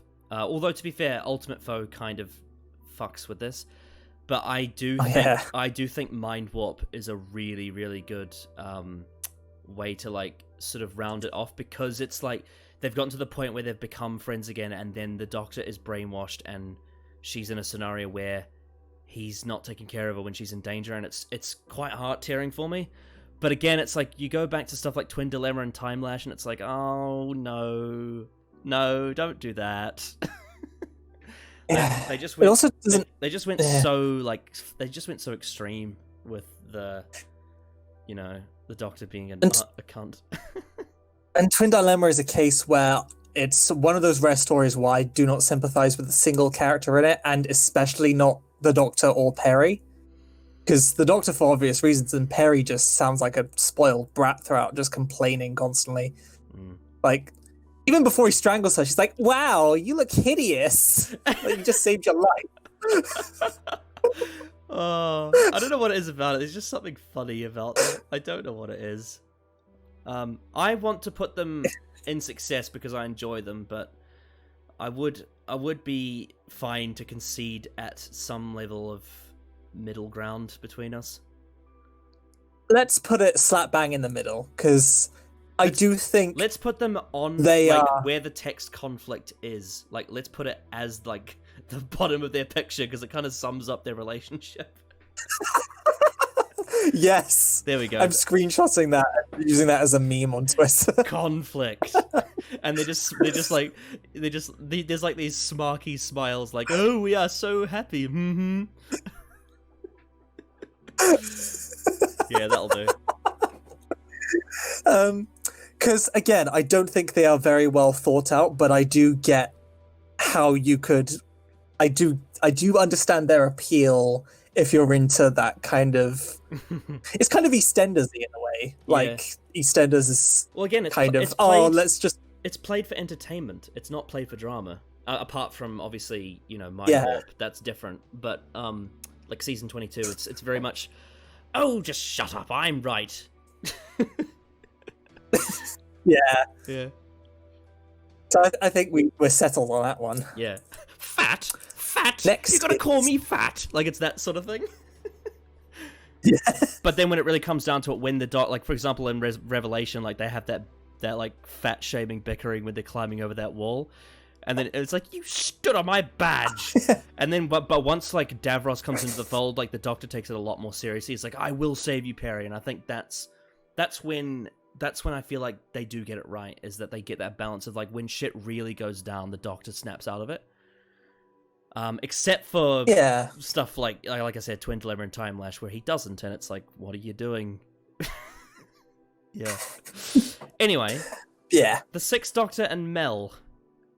So the conflict the conflict that they have is that Mel wants him to lose weight. And it is so inconsequential and so banterous.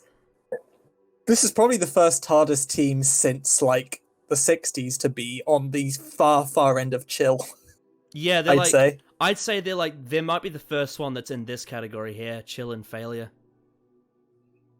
Although, I mean, I don't dislike them. Like, I enjoy them, but I just don't think they're a very successful team of characters. If they had more time outside of fucking Terror of the Vervoids, they would probably be a lot better. Because I do enjoy... I enjoy that the Doctor, like, he's not trying to tear a companion's face off in this one. In fact, the companion kind of has him as her bitch in a way, because it's like, exercise, Doc! So that... that dynamic is fun. Because I like watching season 23 more than season 19, I want to put them above the Davison one. Maybe on par with the season 20... I don't know. That's fair enough. I'm going to be honest, I do enjoy them more than Six and Perry, but this is our combined list, so yeah, I will have to concede. It's just that they just have, like, they have two stories together, and I can't tell you anything about them other than she wants him to lose weight and flowers and fat, and it's just carrot juice. Yeah, they're kind of banterous-ish, and that's about it, really. Yeah. I wouldn't say they're a complete failure. They're just they're like 4 or 4.5 out of 10, 4 out of 10 sort of thing. Like, in terms of the way they're written. It's just, I don't know what to do with them otherwise. But they are very chill aside from I think they're not as chill as the Troughton Zoe Jamie because there is that carrot juice. Yeah. Actually, maybe considering we put conflict in that one, maybe we should put chill in that one. But then comparing them to the next team, they are pretty much. I think this is the first one that's going to be a rock bottom failure for me. Yeah, so let me put it this way. I like Sylvester McCoy and I like Bonnie Langford, but this TARDIS team is just garbage. Well, on TV, they're pretty good in Big Finish, but it's just fucking like. This is probably the closest so far we've come to like bottom left. Like it's just like what is this? That they are very chill.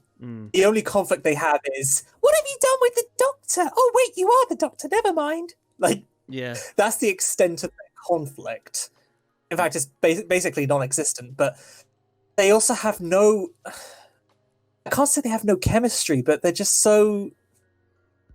Can you pin it down? Because I can't. They're just lame. They're so lame. Yeah, they don't feel like they fit together. They feel like individual characters that happen to be in the same TARDIS.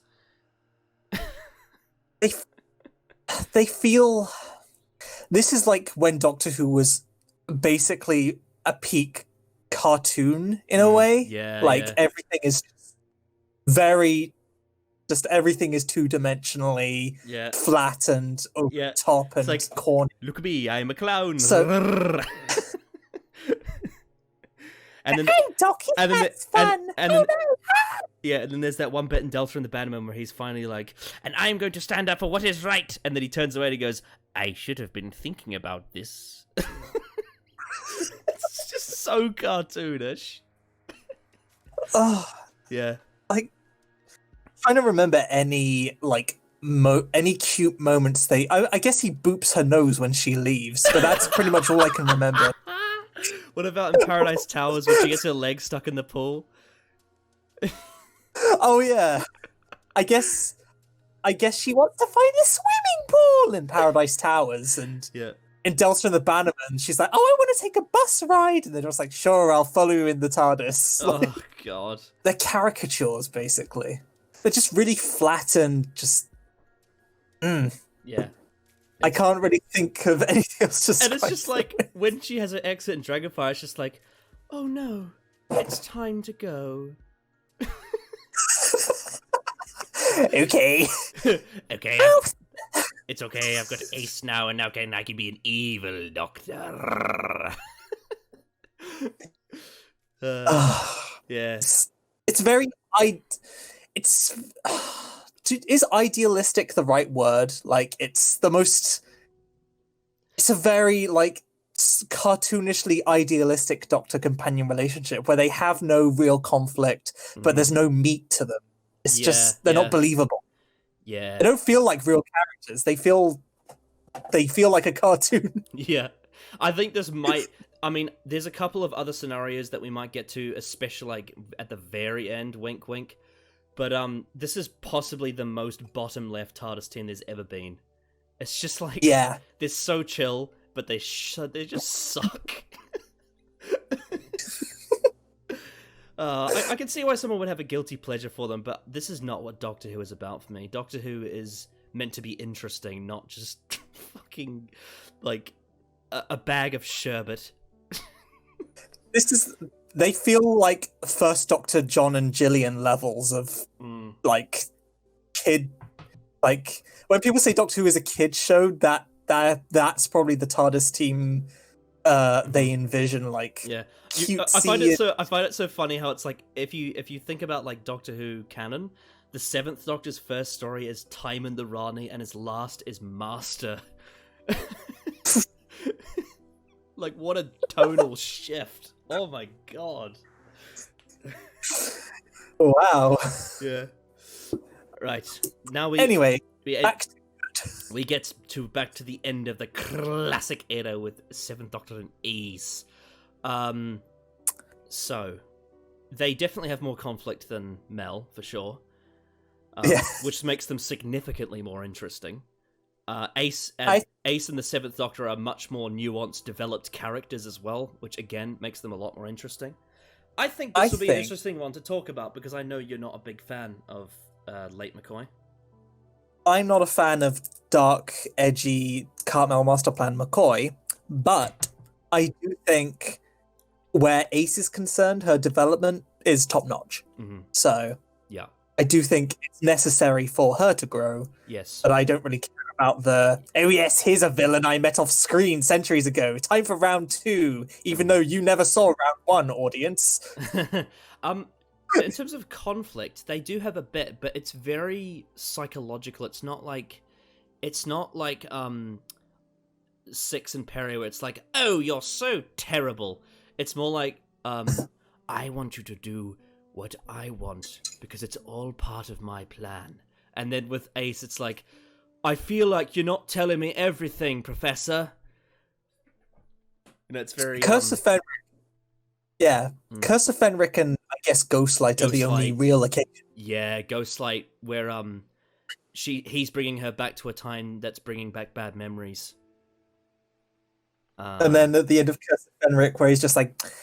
Where he's like breaking Ace's trust in him. He's like, oh, yeah. She fucking sucks. I think because he plays like a sort of mentor role to her, there has to be a bit of conflict because that's how teaching kind of works. So I would definitely say that they're maybe in this area. Yeah. In fact, I dare say a bit almost on par with Ian and Barbara, I'd say, in terms of conflict, but... Yeah, it sort of rides this line here, I think. Season 25 less so than Season 26, probably.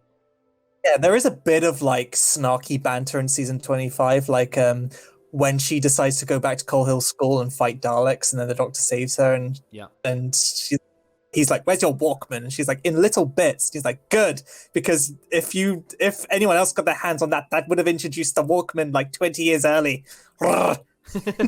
Yeah, so I think they also work really well together, and unlike you, I do really like Season 26, and 25 for that matter, although I haven't seen Silver Nemesis, so I can't comment on that, and I haven't seen Dragonfire either. Those are the 2 stories I haven't seen them in, though a lot of people tend to argue that they are the weakest of their run, although, to be fair, it depends on...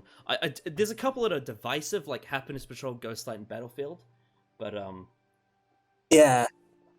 But yeah, I love Season 25. I love their dynamic there. I think it's top notch. Yeah. Season 26 not so hot on, but that's just because it's not my preferred flavor of Who. I think it's still well written. I think it is necessary for the show's development, like to prove that it still had like staying power where Mystery was concerned, and to make Ace develop. I'm just not as keen on it because it's just not my taste, but I think they're still really great in that as well. Yeah, maybe we should put them around where I've got them. Yeah, almost on par with Ian and Barbara, but not quite, because I'm not as big a fan of the Seventh Doctor as I am of the first. Although to be fair, but then Susan's a little bit of an issue.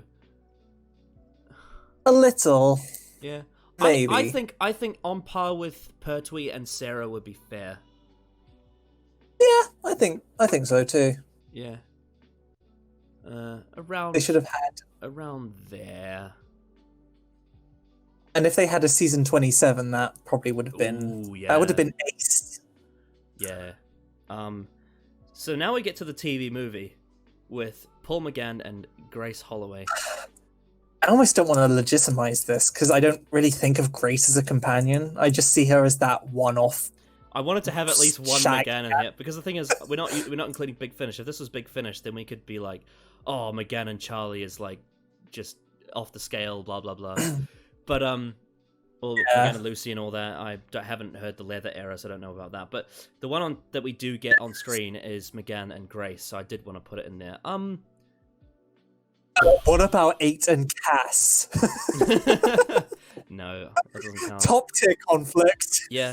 I feel like a lot of the conflict that they have is just confusion, because she's just like, I don't know who you are, and he's like, I have failed my regenerative process. But I have amnesia, Grace. Grace, who am I? Yeah. And then Grace is like, "Are you? You're a medical mystery. Oh my god!" Is this like the most center TARDIS team we've ever had? Might be, because yeah, they do bicker, and then when he's like, "Grace, the world is literally going to fucking shit," they they do pull together and then they work it's together. like it's such a like classic American like Hollywood thing of, I saved your life and then we kiss at the end. Goodbye. Probably a missing sex scene in the middle. yeah. And I don't know whether it's not like a resounding success, but it's also not a failure either. McGann and Ashbrook's actual on-screen chemistry saves a lot, but it is kind of like the romance angle is definitely forced. Yeah. I honestly, I mean, I don't know if this is a hot take. I think this is probably. Ooh, it depends on what we count, but I definitely think this is probably the weakest romance angle the show's ever had, in my opinion. Which is not the most popular opinion, because I know other people have different ideas. Now, I think, like, I would also, if I would, because I think the Matt Smith River Song one definitely annoys me more, but I can at least respect some effort was put into it. Whereas with McGann and Grace, it's just so cliche. It's just like, the guy saves the girl, and then he gets her at the end, you know? Like, it's just so stale. It's just so stale. I can vaguely see that, although I think I do dislike the river romance more. But yeah, it's definitely more grating. I definitely prefer the TV movie over Let's Go Hitler. I'll put that in perspective. Ooh, yeah. Yeah, they're very there. Very in the kind middle. of. Very in the middle. If they'd continued, like if they hadn't left it open-ended and Grace had gone on travel with the Doctor and they did end up having like a season together, yeah, I don't know if I'd have enjoyed them as much together. Yeah. I think they're fine as a one-off, but like I don't think they would have had great staying power as a duo. Yes. Right, now we get to New Who with the absolute golden eggs and nectar of the Davies era that I'm going to splurge all over. So, the Ninth Doctor and Rose, I think this is a resounding success. Would you agree with me? Yep. Yes. So they are, in my opinion, one of the best pairings the show's ever had. They have incredible chemistry on screen. And also, in terms of conflict and chill, they do have some conflict, but it's really well balanced. It never goes over the top. It's always earned. There's always character and motivation behind it. Like, the argument that they have in Father's Day is probably the best example of this. I absolutely love the way that's written. The way that the Rose not really understanding how time works and making a mistake, and something that really fucks everything up, and the Doctor gets extremely upset with her over it, and then Rose is understandably emotionally hurt by it because she was doing it to save her father, and then you get that beautiful scene where, you know, the don't touch the baby scene. I'm not stupid, you know, you could have fooled me, and then he puts his hand and says, on her cheek and says, I'm sorry, and smiles. So good. I love how enthusiastic you are about this period. I am. They're so good. I think they have... Where would you put them on the conflictometer? Maybe a little bit towards conflict. Maybe a little bit. I'd put them on like between the Liz Shaw and Ian and Barbara and Susan one, because they do have quite a bit, yeah, like it does feel like they bicker in every story. It is a well-earned argument each time, like in End of the World when she's like, "Where are you from?" And he's like, "This is who I am right here, right now." Yeah. And in and in some other ones, like in Dalek, when she's like, "No." I love that when she's like, "What the hell are you turning into?" He's like, I couldn't. Oh. And the Unquiet Dead, where she's like, we should respect him. And the Doctor's like, do you carry a donor card? Respect. This is a different morality. See, now, this is the thing, right? Like, as much as I'm entertained by the conflict with, like, the Doctor and Perry, the thing with this is, because it's Russell T Davies, they have a lot of conflict, but every time it happens, there's always a motivation for it. There's always a reason for it. And it always rolls their characters forward, and that's something that I think Davies did that is, like, it definitely happened across Classic Who, but it's something that Davies really focused on in his era. He's like, I want every... It never feels like he's like, I want every step in the character development to feel like it's earned, and that's what I love about it. Yeah, it doesn't feel petty. It doesn't feel petty or like unnaturally forced to do drama or like unearned. It feels any beef that they have. It does feel like it does make sense for them. Yeah. And it's just so well written and so well acted that I have to put it at the top of success for me. Yeah, and when they work through their issues, it just works and makes sense. And yes, when he sends her home in Passing of the Ways, yeah, that's technically conflict. Yeah. So yeah, that's good. I love how the scene where he really properly introduces him to her and Rose, where he basically gives her his whole story of the ground beneath my feet is moving at 50,000 miles an hour, and he's like, it's like, and that's who I am. Now forget me, Rose Tyler. Go home. Yeah, that's great. Yeah. That's such a brilliant way to do exposition. It's like the Doctor tells Rose what kind of man he is, and then says, "No, bugger off, please." It's the kind of impressive speech moment that Moffat wishes he could do. Oh in the 11th era, when 11 just rambles off some fucking bullshit speech about how awesome the universe is. Eccleston does it so much better. In fact, to be completely honest with you, I think aside from Boomtown, they disagree in every other episode. I think they should be over here. Yeah.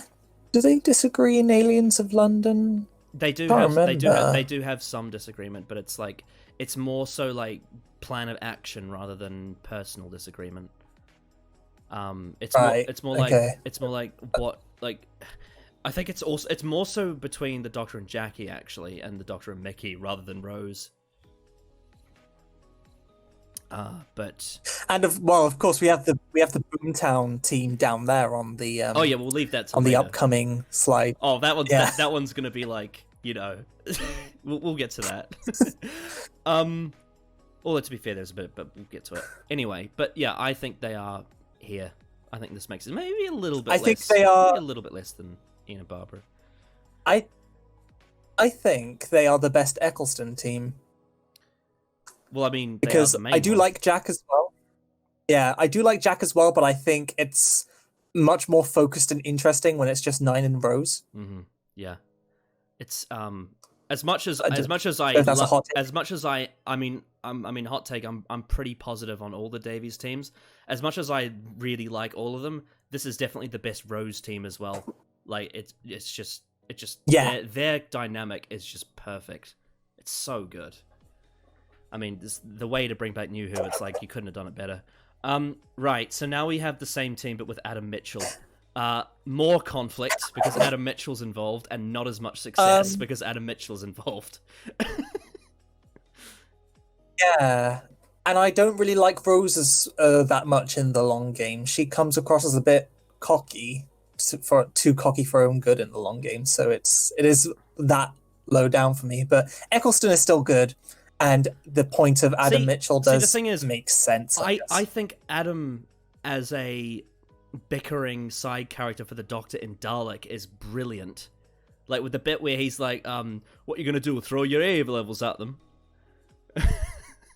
That's great. But then, of course, you get the long game where it's like, I don't think it's bad. I think it's pretty decently written. It's just Adam Mitchell just feels out of place. Plus, it's also just the weakest Eccleston story as far as I'm concerned. Yeah, so that doesn't help. Definitely. I still like the long game, but it's definitely not as good as the rest. Although to be fair, the rest of Eccleston's era is just bloody magic. So it's hard to top that. Yeah. I guess it's a good argument for because whenever you have just some random ass supporting character and someone's like, oh, why can't they be a companion? Why can't the Doctor take them along? I guess the long game is a showcase for, well, what if that happens and it turns out they suck, kind of thing. So, yeah, I see that, but yeah, I get the point, but I would just prefer it if Adam Mitchell didn't exist. Yeah, I think in terms of success, this is probably... For me, it depends. We'll have to wait till we get to the other ones, but this is probably the closest to average that the success thing's going to get, because Adam Mitchell is just fine. He's an annoying character, but purposefully so. It's like he's meant to be. It's like, yeah, I get that. Yeah.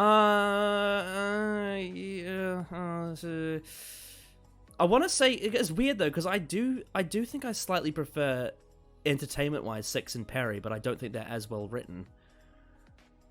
And they don't have as much conflict as them, I don't think, because to start with, Rose is like almost flirting with Adam. It's only really at the end when the Doctor finds out what Adam did is when all hell breaks loose.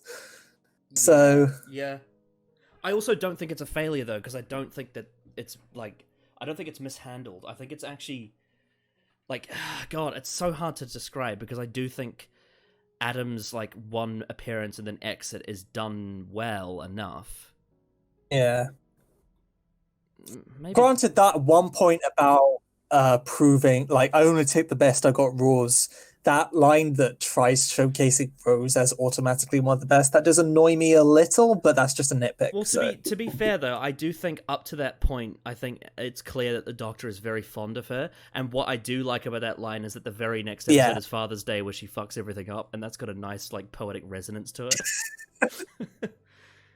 Yeah, that's true. Maybe we should keep them, like, success-wise, maybe a little bit lower than the Davis and Turlo Tegan one, and then like sort of just around here. I don't want to put, I think that fits. I don't want to like cover Perry's face, but it's kind of like this is where it needs to be. I wish I could put like that one above that one. Yeah, that's a shame. I wish I could reorder the way that they look, but we know where they are. Maybe the Sixth Doctor will be happy that we're covering her face. It's like, it's all about me. Then we have the Ninth Doctor, Captain Jack and Rose from Empty Child Doctor Dances and Babel Parting the Ways, which are two of the best Doctor stories ever made. There is a little bit of conflict in Empty Child between them, between Doctor and Jack specifically, but then in the finale, it's more so between the Doctor and Rose. And also, they're not really together much in the finale, because Rose is separate from them for the whole of part one. Now, the thing is, this is a tough one, because I think in terms of writing and in terms of how much I enjoy them together, I think they're absolutely spectacular. However, like you say, only two stories, and they're not together that much. Yeah. And I think the dynamic between just Nine and Rose is a lot tighter and more engaging than Nine, Rose, and Jack. It's still fun with Nine, Rose, and Jack. I just think, I don't know, like, maybe that's just a weird personal preference I can't really justify, but, you know. Okay, so what I've done here is I put it slightly more conflict to the right of the, Nine and Rose, because Jack's involvement does add a bit in Empty Child Doctor Dances. And then also, I've put it, in terms of success, I've put it below the first TARDIS team and above Power of the Daleks. Would you agree with that? Yeah, just about, I think. Yeah, because they're just so much fun. I just love watching them together, especially in the finale. Like, Jack is just so much fun in that story. And then they all have a three-way kiss, and that seems great. Yeah. But now we get to Boomtown. This one is so much fun. So much fun. Definitely the least conflict the Ninth Doctor's ever had. There is, obviously, they all have conflict with Mickey, which definitely means that there is some. But overall, this is definitely the most chill the Ninth Doctor era ever was. Yeah, that's true. Margaret counts as well. I think the thing with the Mickey conflict is the only time it actually gets serious is when you get the scene with Rose and Mickey together. But apart from that, it's very just sort of jokily bullying him rather than actual like nasty abuse. And going out with Trisha Delaney. Yeah. A lot of people miss the point of that scene because they're like, "Oh, but Mickey never mentions her again." It's like the point is he didn't actually get with her. He was just saying at least he knows where she is. You know. But yeah, they're great. They have great banter and they work for what they are. Yeah. So maybe in terms of conflict and chill, maybe in the center, because there's a bit of conflict and there's a lot of chill, and success is top. Yeah. I think that fits. I think we're running out of room here. That's the problem. Right. Well, we have 9 in rows. We have 10 in rows next, so we might have a bit of. Okay. So, okay. This. Where do we begin? So, let me put it this way. Let's start with chill and conflict. Most of the time, they're very chill because they get along very well. And I think this is actually something that people that don't like 10 in rows, one of the reasons why is because they don't have conflict, which is why they prefer 9 in rows, because it's more interesting. 10 in rows, for most of the stories, are very sound together. Like, they enjoy the sound of each other's voices, and they're very cavalier. And this is all intended in the writing, because the point of it is they get so overconfident that their actions cause consequences that end up separating them. But they do have a little bit of conflict in School Reunion when Rose has that conversation with him about, so are you just gonna, like, dump me like you did Sarah Jane? And then there's also that bit in The Impossible Planet about, like, well, the TARDIS is gone, maybe we should find somewhere to live. And the Doctor's like, I will die before I do that. And she's like, you're gonna have to get a mortgage. And he's like, nope, not doing that. And then, of course, the I would say the main conflict they have is in Doomsday when shit really hits the fan and they're trying to decide what's going to happen, which side of the wall Rose is going to be on. Like, the Doctor thinks it would be better off if she was with her family, and she's like, no, I made my choice. I want to be with you forever. So, I think... Oh, and of course, their starting point, where she doesn't believe he's the Doctor at first. Like, he left me, Mum. Yeah, true. So I do think they have a little bit of conflict, but more often than not, it's very chill with 10 and Rose. They are just bantering around, having fun, being stupid young children. Yeah. So I think we should put them on the left side of the thing. Whereabouts, though? Yeah, they're definitely more banterous, and I'd probably say, like, about on the same level as Thor and Leela. Just about. Maybe we could slightly move Hartnell, Ben, and Polly and put them there? Yeah, I think that works. Yeah. Because, again, as you said, they do have a bit of humans wither and die, and I've got to be alone. Yeah, of course. And then, like, the next day, it's all like, oh, wow. Yeah, it's like, instead of a Voidian slip, it's like an angst slip. It's like I am foreshadowing series 3. Be ready. Now, where we might disagree though is success or failure, a bit like Six and Perry.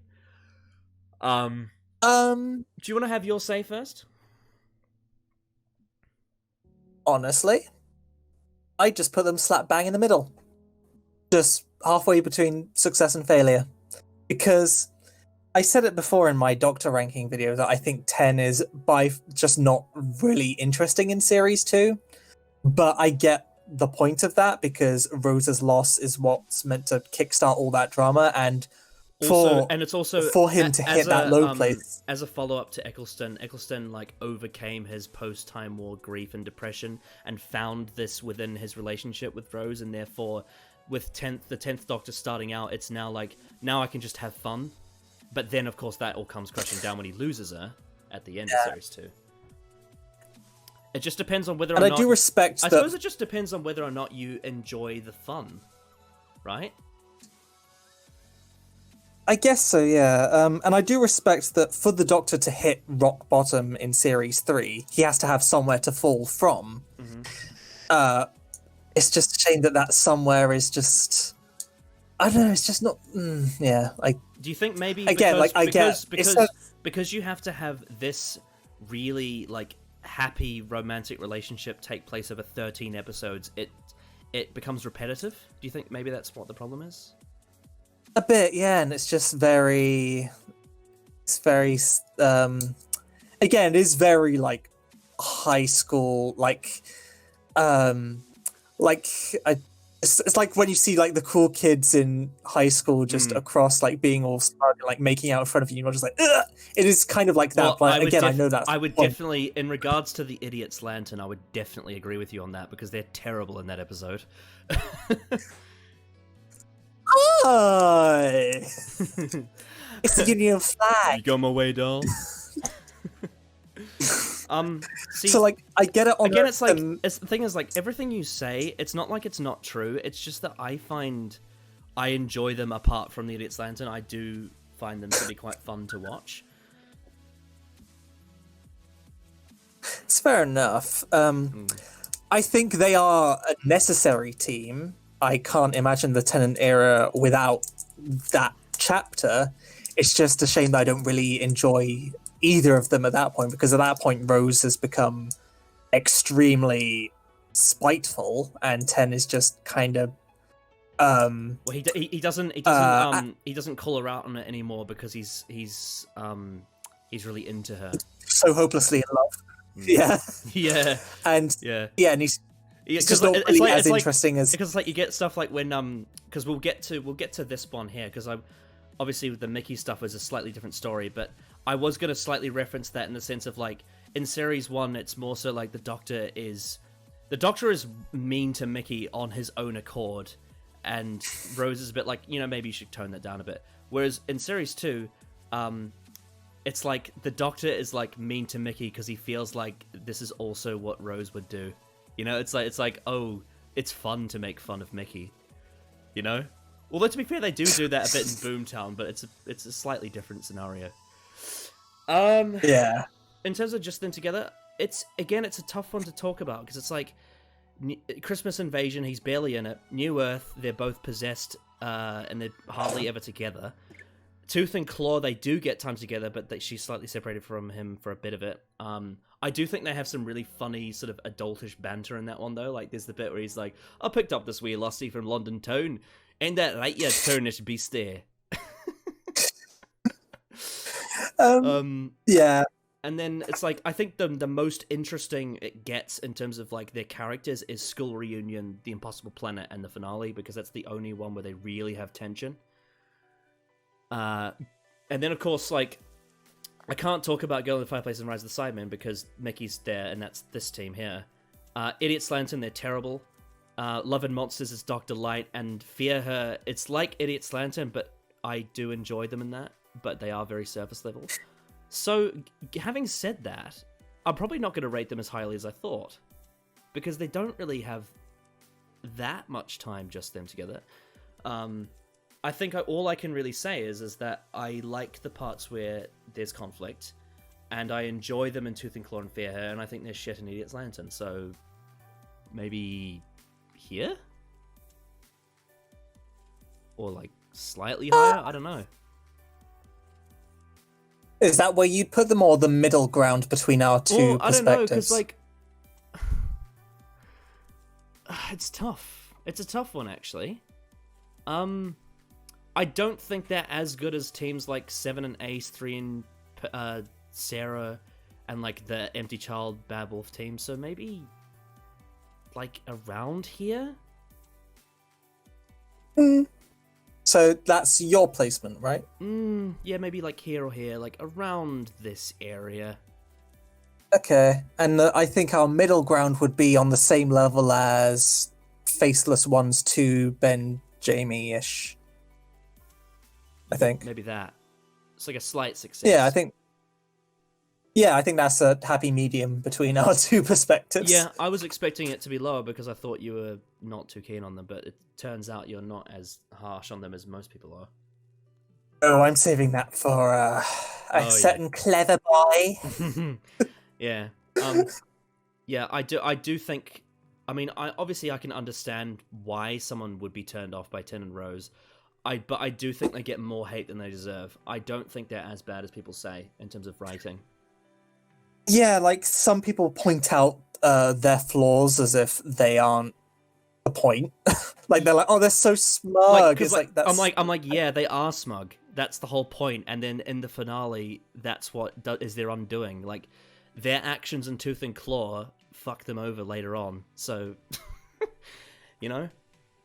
Yeah. And it's like Rose also having been warned in School Reunion about stuff with, like, Sarah Jane, and then also with, like, the Impossible Planet Satan part where it's like the girl who will die in battle, and then the Doctor being not keen on moving into a house. It's like Rose has been told and warned all about what's going to happen to her before it happens, and yet she's just holding on to hope. She's like, nope, it'll be fine. And you get that bit at the start of Army of Ghosts where she has that sort of almost dreamlike imaginary scene where she's with the Doctor on that planet, and she's like, how long will we be together? Forever. And she's sort of like living in this fantasy that they'll never be separated, and then they are. So I think it's purposely, in my opinion, really well written. But yeah, Idiot I honestly thought, those like flying stingrays in that scene. I always thought they were Reapers as a kid. I was like, why are there Reapers? Oh my god! What if they broke time? It's like we're so in love, we're gonna break the whole universe. They're just looking over their domain together. Yeah, just the chaos. This is the vision of what Rose wanted the Doctor to do after she was lost in Bad Wolf Bay. He wanted her to break. She wanted him to break the entire timeline to save her, so they could be on that planet together. Like, what if that scene in her mind is something that never actually happened? It's only what she wished happened.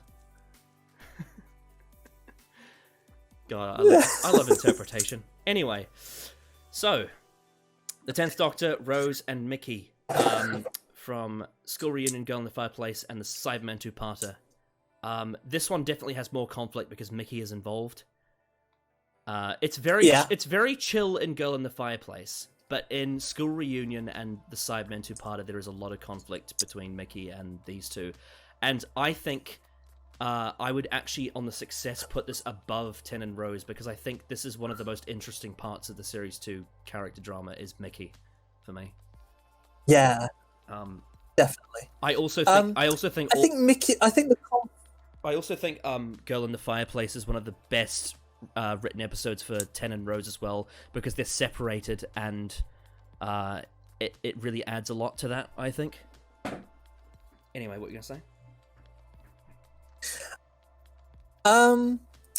I think the conflict, I mean, obviously the Doctor and Rose do kind of make him feel like the third wheel, but the conflict also just kind of comes from Mickey's insecurities in a way, because again, he feels like the tin dog, and all the shit that happens in Rise of the Cybermen with, you know, Ricky getting killed and the preachers treating him like he's a spare part. And him like fully coming into his own and saving the day, and then being like, you know, this world lost his Ricky, and I've got to make up for that and stay behind, kind of thing. Yeah, I do think it works a lot better, and it's kind of the humbling experience that Rose needs in a way to keep her grounded, because in Series 2, she does get too big for her boots, as you know, as is expected, and Mickey leaving is an experience that makes her realize, you know. Yeah, and of course, like this, it's good. This also, like, I also include School Reunion in part of this, and this is one of the episodes where 10 and Rose actually do have some conflict, which is good for their characters. Yeah, that's true. Yeah, I would put it on the slight conflict side. It's sort of like I sort of have to hide it behind a bunch of these because we've got a really crowded field here. But I feel like it's sort of around this area. I can see that, yeah. And I'd put them above 5 and Perry. Okay.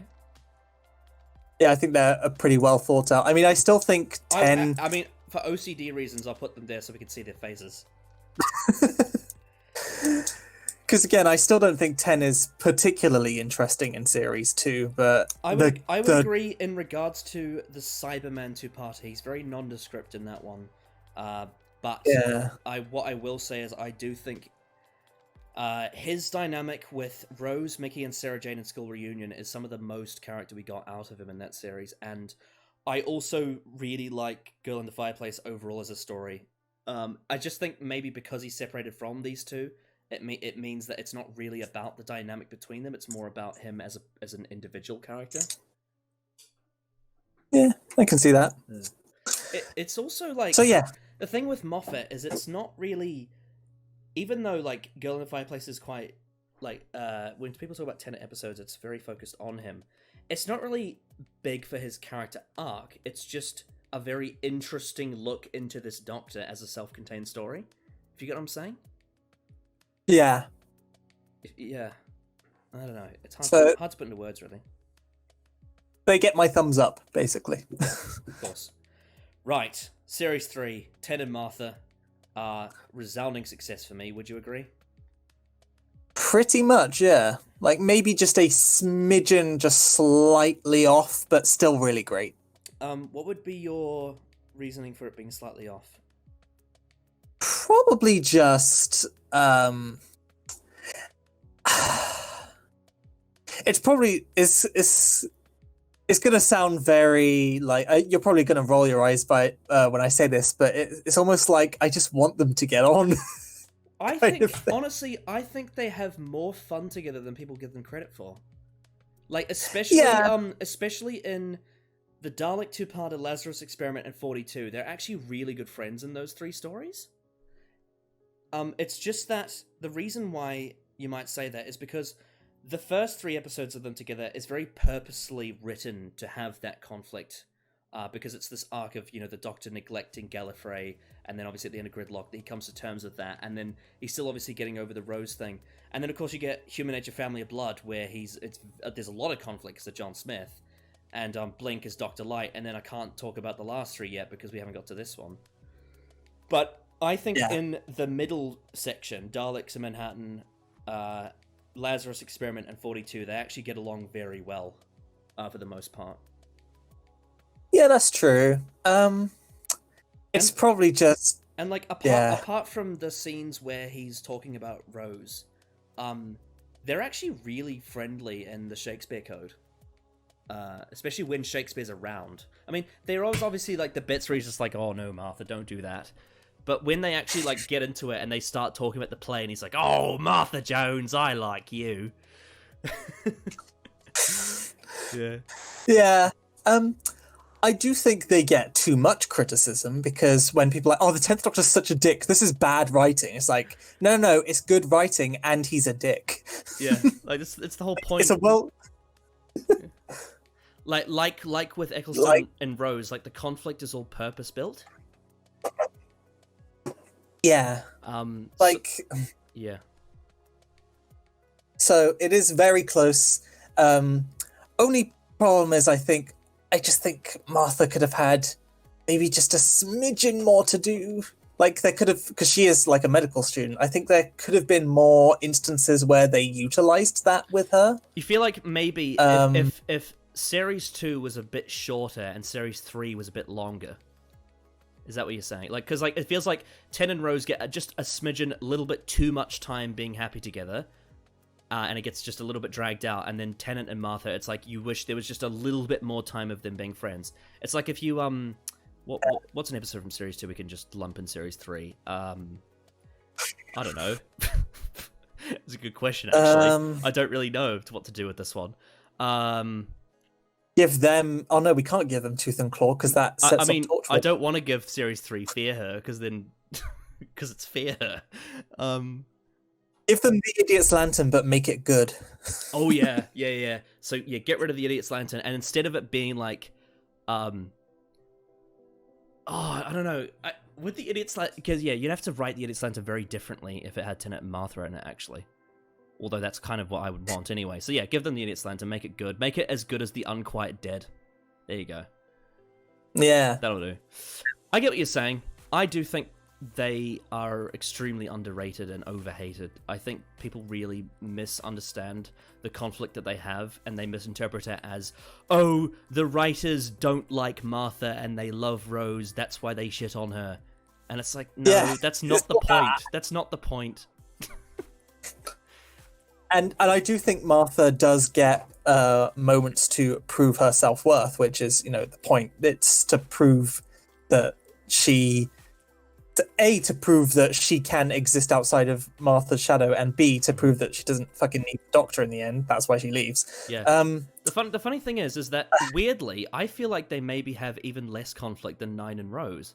Because when you think about it, they have more episodes with less conflict, whereas the Nine and Rose bicker in almost everything. Yeah. It's just that It's just when the conflict happens in Series 3, it's a lot harsher than Series 1, I think. And it's not really as upfront, because when Nine and Rose have conflict, they just flat out say, "Oi!" They have an argument, but It's like, oh, it's time to settle our differences. Whereas with Ten and Martha, it's almost like they're not telling each other the truth. They're being very secretive about it. It's almost vaguely passive-aggressive in a way, like, Rose would know. And then Martha's like, yeah, sure, Rose, kind of thing. It all boils over in Human Nature when the John Smith falls in love with Joan Redfern. Yeah, if they had one, because a friend of mine pointed out this to me, in 42, the Doctor finally gives Martha the key to the TARDIS. Yeah. But then in Human Nature, the Doctor's barely in that story, and in Blink, neither of them are really in that story, and then it's the finale. Yeah. I think if we had one more story with the two of them prominently in the thing, where we could finally... Yeah, so put the Idiot's Lantern after 42 and make it a fun episode. Yeah. Oh, do we count the Infinite Quest as part of this? Well, maybe we could put that after 42. Yeah. I mean, the dynamic isn't really that notable in the Infinite Quest anyway, but, you know, it adds something. Yeah, true. That's the missing episode of Series 3 where Ten and Martha are best friends and love each other. There you go. The Heart's Desire. Yeah, so I don't want to, the problem is I don't want to, block Season 7's vision, but I feel like they kind of fit there. Yeah, we'll try and let Season 7 peek. Maybe just leave Liz Shaw's face poking out, and then... Yeah, because we know it's Liz Shaw, because he's only in one TARDIS team. Yeah. Yeah. Yeah, that's solid. There we go. Alright, so, Utopia, Sound of Drums, Last of the Time Lords, 10, Martha and Jack. So, I feel like this one, in a similar way to, Dalek's Master Plan, there's a little bit of conflict, but they're very focused on what they're doing in the story. Yeah, I wouldn't quite put it at the top. Yeah, no, because honestly... I do think the most conflict there is in the first episode, Utopia, where there's conflict between the Doctor and Jack, because obviously the Doctor left Jack behind in Series 1. And then there's also a little bit of conflict because Jack brings Rose up again, and Martha's like, good old Rose. Yeah. And honestly, I don't feel like... I feel like the Doctor and Jack, they make Jack necessary... that conflict makes Jack necessary in Utopia, but in Sound of Drums, Lost of the Time Lords, I don't really see much of a reason for Jack to be there. I think Jack's more, plot-focused in Sound of Drums, with all the, he's obviously got the vortex manipulator, you got the whole section with the perception filter, and Jack's very action-heavy in that one. Last of the Time Lords, yes. Jack does almost nothing till the end, but that's kind of the point. It's more about Martha. I think the thing is, Utopia is a very Jack-centric story, and then Sound of Drums is very Doctor-centric, and then Last of the Time Lords is very Martha-centric. So as a team, the only ones where they really have a lot to do is the first one mainly, and then quite a bit of the second one. Yeah. So I think I think they work really well, but again, it's more just about the story rather than the dynamic. Yeah, they have their own opportunities to shine rather than being a whole group thing. Yeah. In terms of conflict, less than Power of the Daleks, I think. Yeah, again, it's kind of underlying, like it is just with regular I think it's less than Eccleston, because Eccleston is naturally a much more conflicting character than Tennant. Yeah. Tennant is just kind of oh, you work for Torchwood, or whatever. Yeah. So you fancy someone and they don't even know you exist. Yeah, I'm tempted to just I'm just gonna slightly shift these ones over just so we can fit all the pictures in. I think that would just help things a bit. There we go. I reckon maybe around here. Although I'm tempted to say I like both of them, but personally I do slightly prefer the dynamic of this one to For Sarah and Harry, but they're pretty much on par for me. Yeah, that's fair enough. Yeah. Next we have good old Oh, yes. Okay. The top. At the top. Yes, of course. At the top. Success, definitely. No debate about that. Now, this one's interesting because I'm just going to bring this so we can see them. They have a great time together, but they also have quite a bit of conflict as well. It's almost a bit of both. Yeah, I'd put it in the middle, honestly. Like, in terms of, like, Fires of Pompeii, they have a lot of conflict, and it's brilliant. And then something like Unicorn and the Wasp, they have no conflict, and it's also brilliant. And they got a bunch of other stories where they're separated for the majority. So Silence in the Library, Midnight, and Turn Left. Yeah. I feel like they're almost the definition of center success. But it's just that we need to be able to see this one. Yeah. God. So that makes... Yeah, how about that? We'll rearrange them slightly so they can all fit there. Yeah. Again, like Nine and Rose, all of their conflict feels earned and feels naturally placed in the series. So, yes, but then no also complaints. there's also like quite a few episodes like Partners in Crime and the Sontaran two-parter and Unicorn and the Wasp, where they're all just like having fun. They do have quite a lot of conflict in Runaway Bride though. Let's not forget about that episode. Oh yeah, I did forget about that episode. Jesus Christ. Yeah, maybe we could move them slightly towards conflict. A smidgen, yeah. Yeah. And again, it is kind of a teasing rivalry about, you know, akin to like 3 and Sarah and 4 and Ramal. What do you think, Dumbo? Clapper or slapper? Like very playful. Yeah, I also do find there is a kind of satisfying thing that 10 and Donna and Sarah and 4 have both ended up like next to each other because they're kind of like the iconic teams of Classic and New Who. Yeah, that's true. Oh, all the best ones are at the top. Or naturally, as they Yeah. All right. So final RTD team. So Sontaran two-parter and the Doctor's Daughter. I would so love to put this at the top because I think they have such great chemistry, the 3 of them. They just A, needed more time, and B, needed a better second story than the Doctor's fucking daughter. Yeah, so I think they're pretty chill, to be honest. Weirdly, this is the most chill that 10 and Martha ever are, probably because it's post-series 3. Yeah, Donna there's puts a little bit. Donna puts a bit of a fight up. There's a little bit of tension, but it's nothing too insane. And in terms of success, like you said, there's not that many stories of them together, and it's the fucking Doctor's daughter. There's also Martha and Donna do have that brief conversation. Like Martha's like, "Don't stand too close to him. People who stand too close to the Doctor get burned." So there's a little bit of conflict. But it is overall kind of fun and banterous. Yeah. I wish they had. In fact, I hope Big Finish get onto this.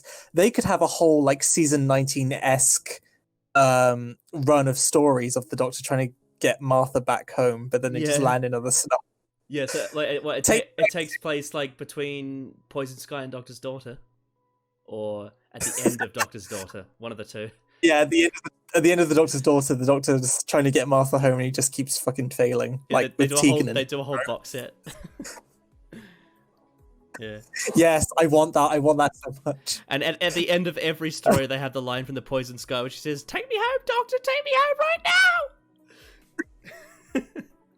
now." Yeah. Or alternatively, like a week after the Doctor's Daughter, from Martha's perspective, she'll be like, "Actually, I changed my mind. Can you pick me up again?" Yeah. Now, weirdly to me, it does feel weird putting this team above 10 and Rose because they had hardly any time together. But I think if we put perspective on purpose, I think in terms of purpose, they're not really meant to be a long-running team. And as a short-term team, I do think they work pretty well. And also, plus, we do have to take into account Stolen Earth Journey's End as well, kind of. Even though I haven't really included them here because I'm like, I just can't be fucked to deal with that one because there's just so many characters in that. And I do think all three of them are way more interesting than in those two stories than Ten and Rose are in all their stories combined.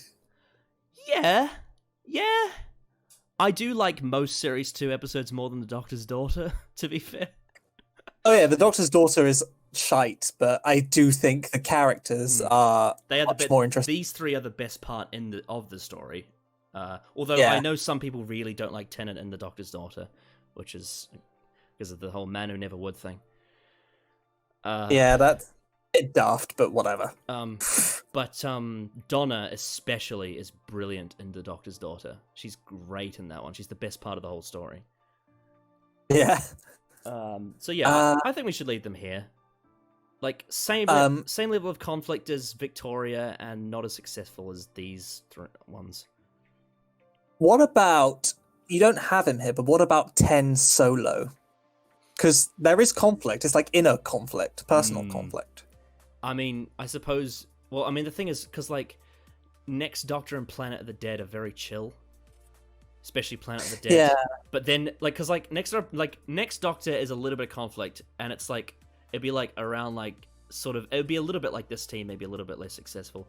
Planet of the Dead is like hard left, maybe a little bit of conflict, and like a little, maybe possibly even below average. But then like Waters of Mars for me is like the definition of top right, where it's like 100% conflict but 100% success. And then End of Time is like conflict off the scale. Although to be fair, I suppose Wilfred's in that one. There's a bit of rapport between them. But I know what you mean by inner conflict. Yeah. It's hard to say. I don't really count that as a TARDIS team because it's the 10th Doctor visiting a bunch of different side characters, so I don't really know. Yeah, it's difficult. Yeah. But, you know, that's interesting food for thought, basically. Yeah. But if I were to do Waters of Mars, which is the 10th Doctor in Adelaide, I put them in the top right. Like, they are as conflicting as the Massacre, and they are the most successful. They are exquisite together. I can see that, yeah. Like, it's because the thing is, the 10th Doctor in Adelaide, they don't really have banter. That's the thing. So they're not chill at all. Aside from maybe the very first line where he's like, Dr. Fun. But they're not a banter team. Like, all of their interactions are all serious. And it ends with Adelaide killing herself. But I absolutely love the Waters of Mars and the way it's written, so yeah. That's great. So yeah, now we move on to the Moffat era. This should be very interesting. So we have the 11th Doctor and Amy Pond, which is pretty much Series 5 because Rory's there from Series 6 onwards. So this doesn't include the middle section like Vampires of Venice and Amy's Choice. It doesn't really... I don't know if we can include the 11th Hour, I'm not sure. Rory's kind of a side character in that. And then this obviously won't include the Pandorica Opens Big Bang either. So this is just pretty much like Beast Below, Victory, Angel Two-Parter, Hungry... Oh no, to be fair, Rory's in Hungry with Cold Blood. Sorry. Vincent the Doctor. Yes. Lord, yeah, Vincent the Doctor. Not really the Lodger, because Craig's in that. Oh yeah, you've got like a few one-off 11th Doctor episodes where he's just with someone else, like the Doctor, the Widow. So I think for this one, we can count 11th Hour. So 11th Hour, Beast Below, Victory the Daleks, Angel Two-Parter, and Vincent the Doctor, I think is where this one lands. Yeah. And bits and bobs of places where Rory's not really there. Yeah. It's because also like it's annoying because like it feeds into other TARDIS team like because you got bits in the Pandorica Opens where the Doctor's calling back to why he took Amy with him, which feeds back into that. Yeah. So yes, it's difficult to talk about. Let me put it this way. So what I will say is I do respect what it was going for in Series 5 to an extent. I don't like the sexual stuff, but apart from that, I do respect what it was going for, and I do think that whilst I'm not a big fan of the 11th Doctor and Amy as characters, I do think that Matt Smith and Karen Gillan as actors do have good chemistry on screen. However, personally, it's not really for me. I can see that, yeah. And I think the biggest thing that upsets this is the sexual stuff. I really, really don't like the sexual stuff. Honestly, something about their chemistry is just kind of off-putting in a way. I think Matt Smith actually works better with child Amelia Pond than adult Amy Pond, actually. I can see that. Yeah. Bar the creepy connotation, but like in terms of just, a childish doctor with a child, in an innocent way. Yeah, I can see that. It's just like a kind of.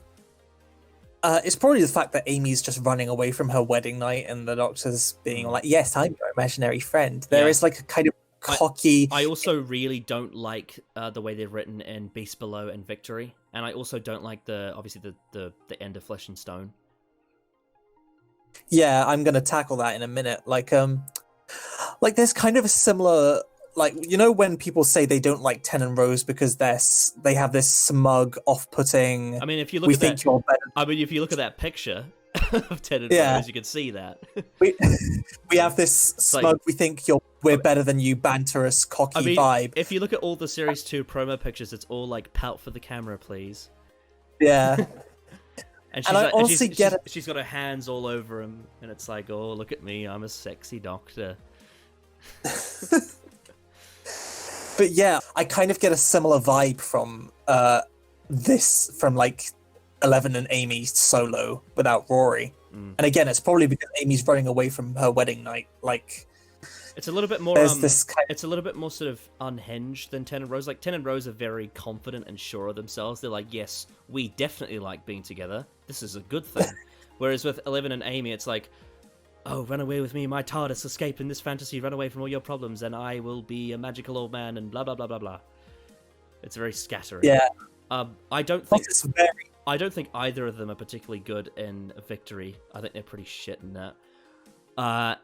Where they're at their best though together as a solo team is Vincent and the Doctor. They are so good at that one. Like they are very like their best scene together solo for me is probably the end of Vincent when they're at the art gallery and they're talking about Vincent having died, and you just see them as a cute sort of pairing looking at his painting with for Amy on the painting, and it's just that's when they're at their best. Yeah, that scene's great. Yeah. And obviously it is early days for Matt Smith, so he is very wooden in a way, and so's Karen Gillan, like especially in Time of Angels. Yeah. Karen Gillan has said before that she wished she could do acting again in Series 5. So it is kind of awkward in that sense. Yeah. The thing is, interestingly, as a solo pairing, they actually do have quite a bit of conflict. Like, you think about the Beast Below, especially, and 11th Hour. They do have quite a bit of conflict when you think about it. Yeah, in a way. And of course, he left. He wasn't there for 12 years or something. Yeah. So I honestly think they should be on the right side of this. I can see that, yeah. And of course, she rapes him. Yes, of course. I wouldn't put them like hard right there. Yeah. So when I was younger, I thought I didn't mind the scene where she comes onto him, because I was like, well, that's the point, because the story recognizes that Amy cheating on Rory is a bad thing. But then I forgot to take into account that the Doctor is literally like, no, Amy, get off me. And then she's like, no, Doctor.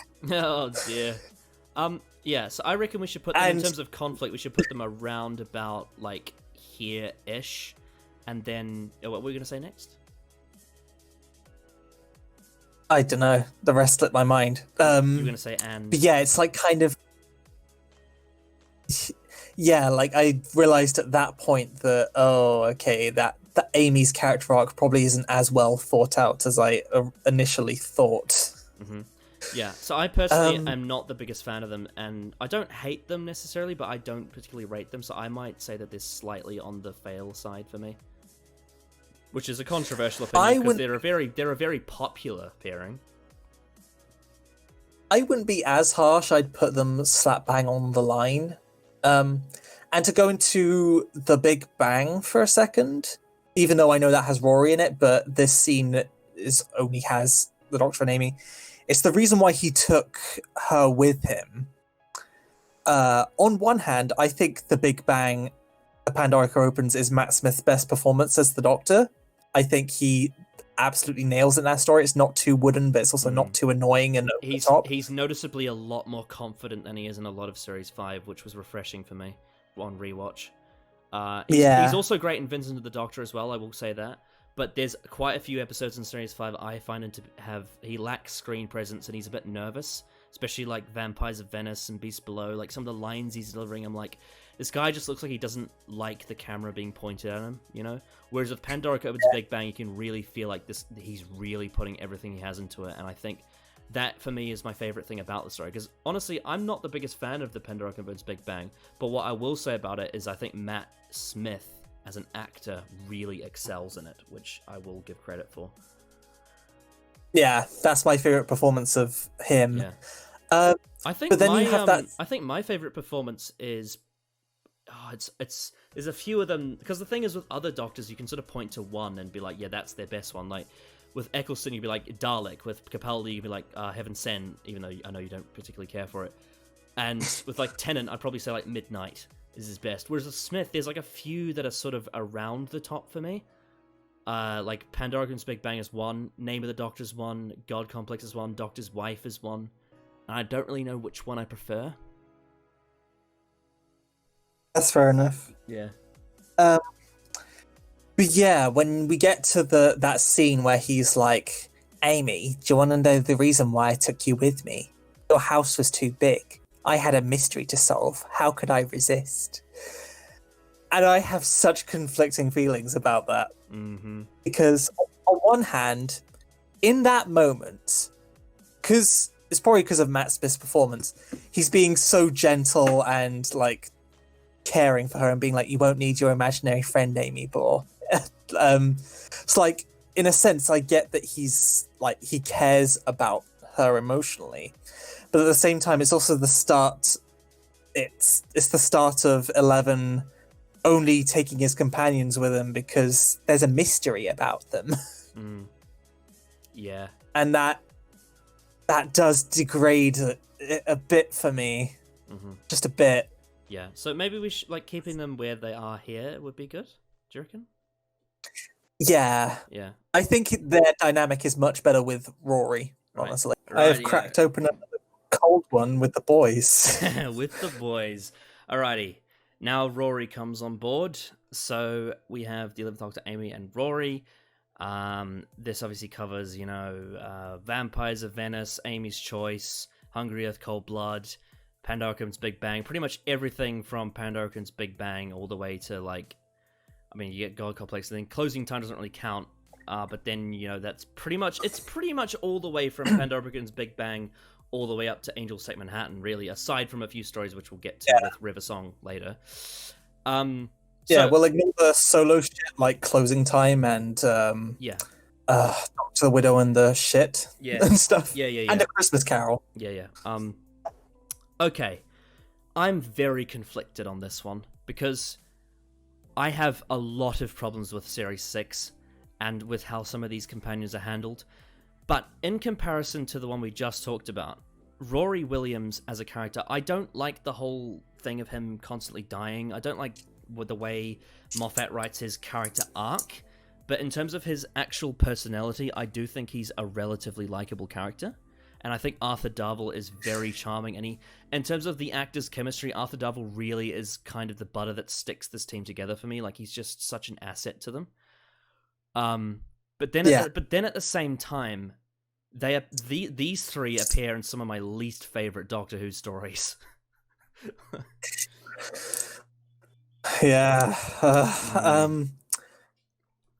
I agree with Rory being the best. Rory is definitely the most naturalistic of the three, and that's sorely needed in this fucking era. Their dynamic, it's all over the shop, depending on when we're talking about, because in Series 5, I like that Amy has to confront her commitment issues, and she faces them in Amy's Choice. Yeah, and ultimately chooses Rory. Let me put it this way. This is actually an interesting way because you talked about it being all over the shop, right? So I really, really disliked the way they're handled in Vampires of Venice, but then I absolutely love the way they're handled in Amy's Choice. So it's like I'm really conflicted. I get that. It's because then we get to series 6 and they're married, and that's all very well and good, and Girl Who Waited, great story, but I also can't fucking stand the Doctor at that point. So I think because I really like them in The Girl Who Waited and The Doctor's Wife, right? They're great in those ones, but then you get shit like I suppose River Song doesn't really count if it's Let's Go Hitler, but like you get like how they're written in the Rebel Flesh, and that's absolutely awful. And then you get like Curse of the Black Spot with the whole like the CPR thing. It's just stupid, and then it's frustrating. And then I think the biggest problem for this team is Series 7. I honestly, oh my god, I hate the way they're written in Series 7. Like with Asylum of the Daleks and Angels Take Manhattan, the way they handle their exit is just so wrong to me. I think one thing that does help is when Brian comes in. Even though I don't like Dinosaurs on the Spaceship or The Power of Three, Brian is a nice addition that helps things out a bit. He's a fun character that's definitely like, I think when Brian's around, it's very much on the chill side of things.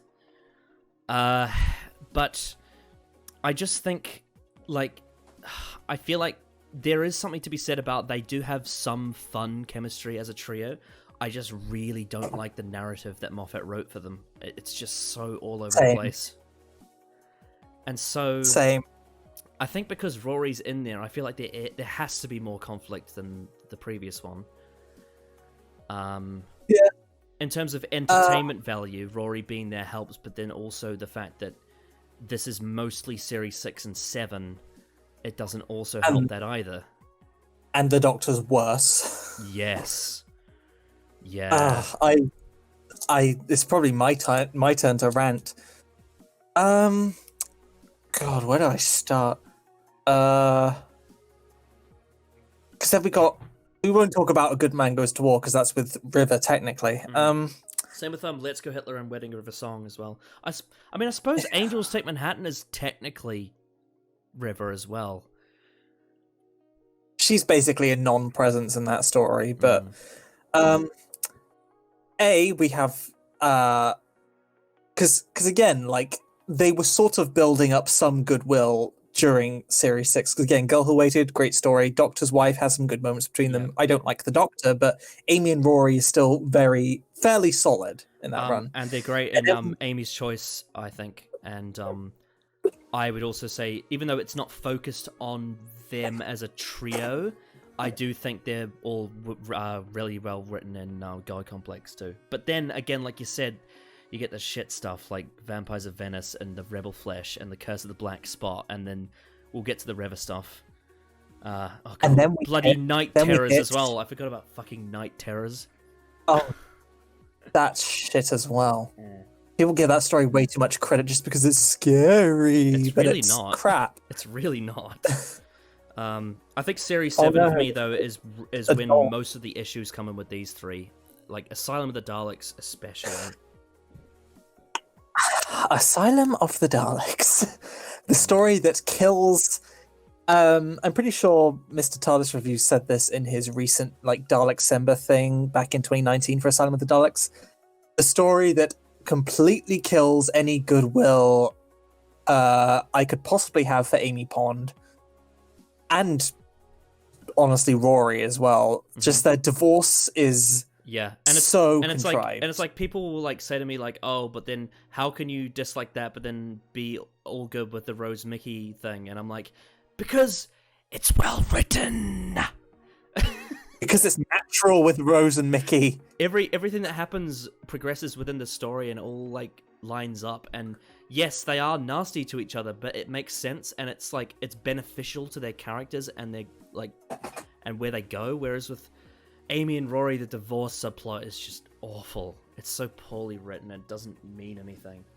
It's so contrived. Because, like, we get Amy loses her baby, which, traumatizing for her, except apparently it isn't, because by the time Let's Kill Hitler rolls around, she's just like, oh, okay, Doctor, well, we know River's gonna be okay.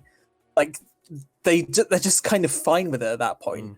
And then Commissar of the Daleks says that, oh, Amy's not okay with it, actually, because she wanted more kids, but it turns out she can't have kids, and that really upsets her. And I think what we need to do here and also it's basically, in terms of success rate for these three, it's very half-half, but because the overall arc doesn't work, I think we should put them slightly down. Yeah, definitely. Yeah. And, you know, just it's kind of cliche to be like, oh, this, I mean, maybe it's not my place to say this as a guy, but it just feels so cliche to be like, oh, this woman is infertile. Now she feels worthless because she can't give her man a child. It's distasteful and ugly, you know, weird. Don't like it. And then we hit Angel. We get to the power of 3. This is going on for a long time, but I'm sorry. But we get to the power of 3 where Amy and Rory start to contemplate whether they've outgrown their life with the Doctor.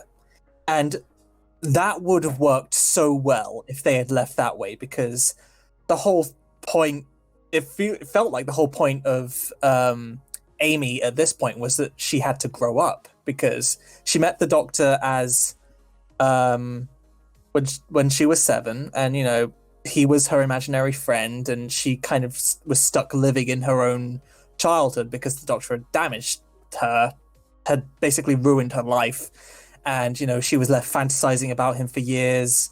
Then he took her away on magic space adventures, and it feels like, you know, then she got married and, you know, lost her baby and all this stuff. It feels like at this point, with the power of 3, her and Rory contemplating whether they've outgrown the Doctor, it works really well, and it would have worked thematically really well with Amy finally outgrowing her imaginary friend, finally just being like, well, that's okay, that's what I really like about the end of the God complex, though, because that's kind of what they're going for, and then they bring them back, and it's like, oh, for fuck's sake, Moffat. Yeah, the God complex works with that as well, and the power of 3 also would have been, pardon me, the power of 3 also would have been very serviceable in that regard if they had just been like, it just kind of ties into Moffat's problem of not knowing when to let a character go.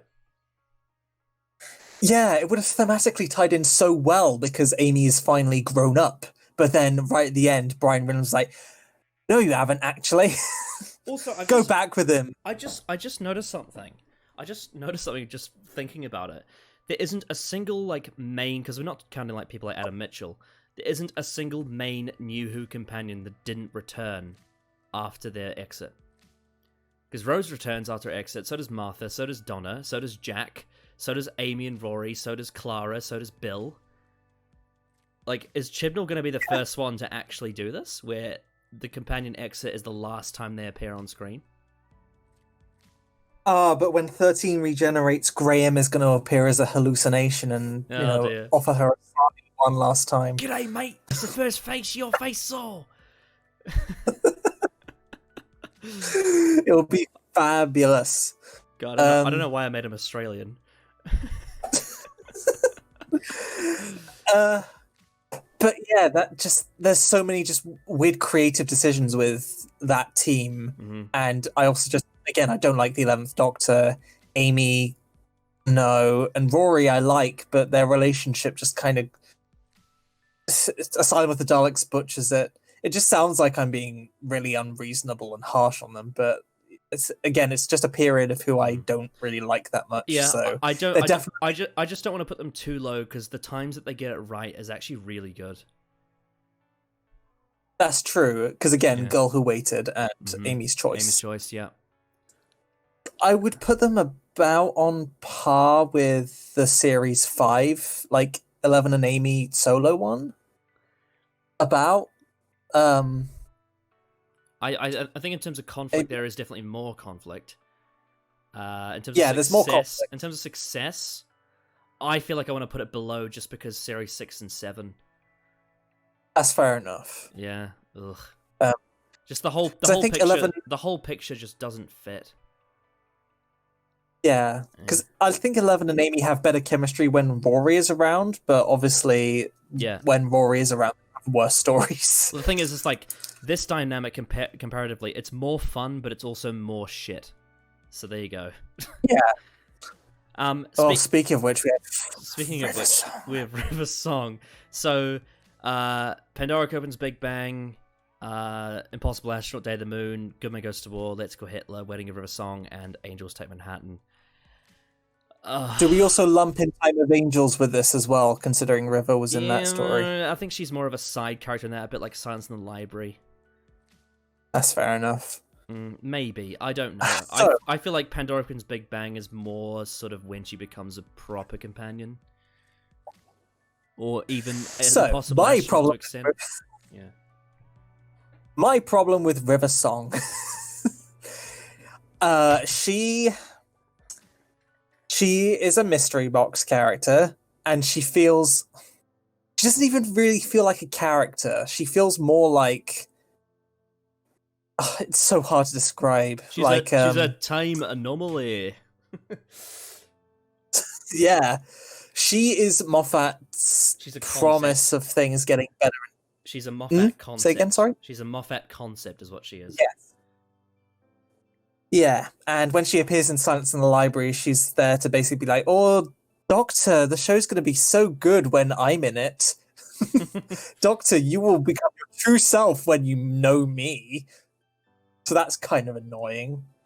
She's just constantly foreshadowing the Doctor's future and how amazing it's going to be. When it turns out to be crap.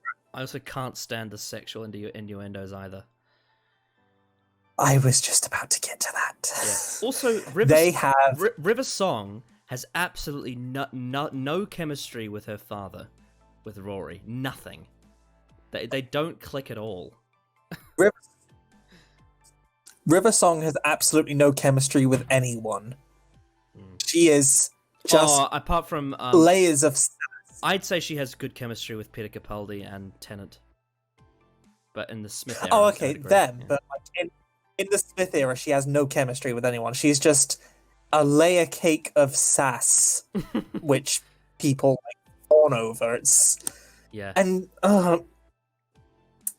it doesn't fit Alex Kingston. I don't think Alex Kingston can really suit this overtly hello Benjamin type material. I don't particularly love any of the stories that this TARDIS team are in either. I mean, I suppose Impossible Astronaut is interesting, but I don't think it's that great. And also, like I said before, not that hot on the Pandoricans Big Bang.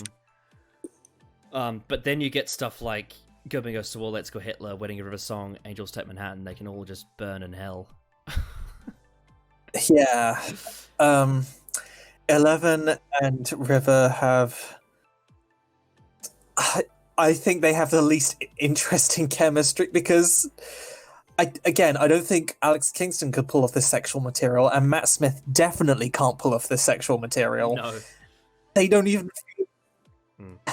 It doesn't feel like a real relationship. One thing I will say is, even though I really don't like the story, I do think the actors put everything they had into Angels Take Manhattan. I think the performances are actually really good. It's just the characters and the writing is the issue I have with it. I guess, yeah. But like, although to be fair, that's more about like Amy and Rory rather than River. But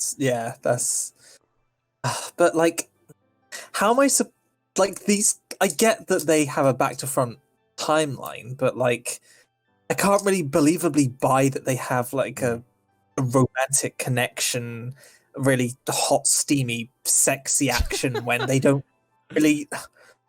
When neither of the two actors can really pull off this material convincingly, and B, there isn't really a sense of progression with the two of them because their dynamics are reversed. It doesn't work.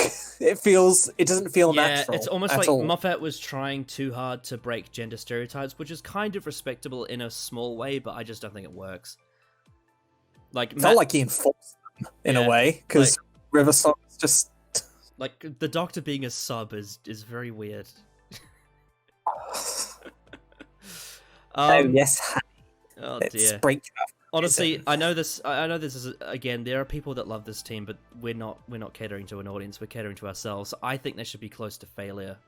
I really Yes. don't like this team. I think they aren't a complete failure. I think there are a few areas where they do have a few positives, but I do like the idea of an ensemble team. Yeah. That's probably why I'm kind of an apologist for dinosaurs on a spaceship. I know that's kind of Ugh, don't like that one. gross to hit, Yeah. but like, I am a sucker for that, and I do get their appeal on that level. But it's just a shame that the characters suck. In terms of And 11 is in terms of conflict, where should we put them?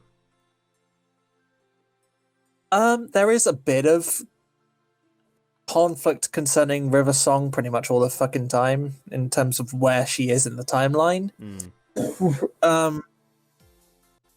I think A Good Man Goes to War is probably peak conflict. Maybe like 10 Rose Mickey. Like that level of conflict. Yeah, I'd say so. Yeah. It doesn't help that the 11th Doctor usually is most irritating when River is around. Ugh. So, Oh, Jesus. But yeah, I would say I would say maybe slightly above like season 24 in Legopolis, because I do think there was at least some effort put into the writing, even though I don't like it at all. vaguely, I wouldn't put them on the same level of Seven and Mel, but I would put them on the same level as season Legopolis. But, again, we'll meet in the middle. The thing is, at the very least, Smith feels like he's actually involved with these companions, whereas Tom Baker doesn't feel like he's at all connected with any of them, except possibly Eirich. I could see that, yeah. So at least there is a dynamic of sorts. Yeah, it's a horribly repulsive one. Yeah, but, and I will say, even though I don't like it now, there is a little bit of nostalgia. I do remember enjoying them a bit more when I was younger. Yeah, same. Yeah, so I was never this cynical on them before, but yeah. So we'll put them here. That's fair enough. Now we get to what is quite possibly the worst TARDIS team of all time. Let's not hold back. So we can both agree that failure, by definition, is where they will be. Absolutely, 100% agreed. Yes. The 11th Doctor in Series 7B is the worst characterization of the Doctor I've ever seen, in my opinion. He's caricatured, he's annoying, he's creepy. The only thing I like about him is the costume, and there are a couple of bits of acting from Matt Smith that I do like. I like the Akaten speech, I like Name of the Doctor, but apart from that, he gets no good material, and his dynamic with Clara is just so awful. Matt Smith has just completely lost the plot. He is over the fucking top. Yeah. And when I said earlier about that scene in The Big Bang where the Doctor seems to have only taken Amy with him because he's intrigued by a mystery of hers, oh boy, with Clara, that dynamic is escalated through the fucking roof. Yeah. Yeah, this is an awful TARDIS team.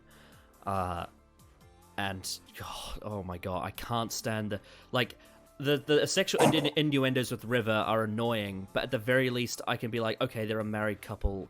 It's socially acceptable for a married couple to be whatever they want in private, conversations.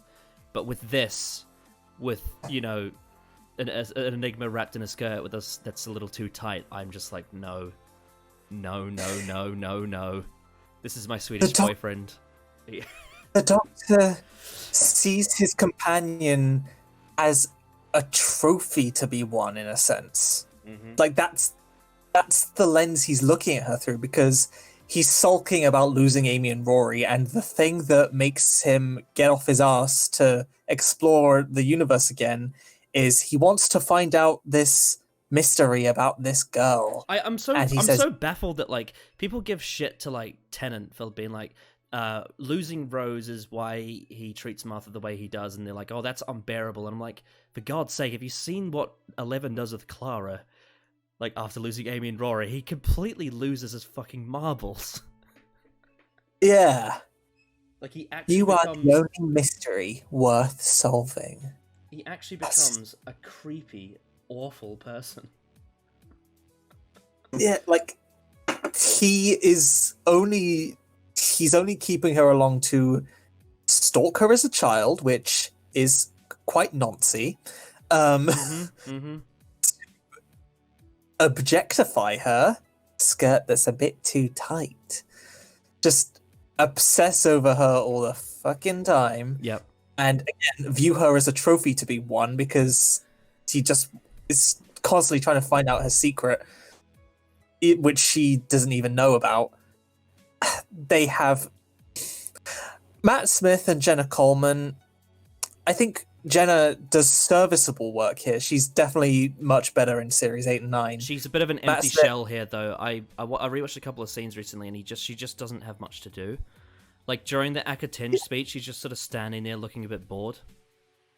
And I think weird. It's interesting. It's weird watching the end of Time of the Doctor because there's that scene with Capaldi and he's like, "I got no kidneys," and like the way Clara's acting around him is so different to how she treats him in every other story in the Capaldi era. Yeah, it's weird.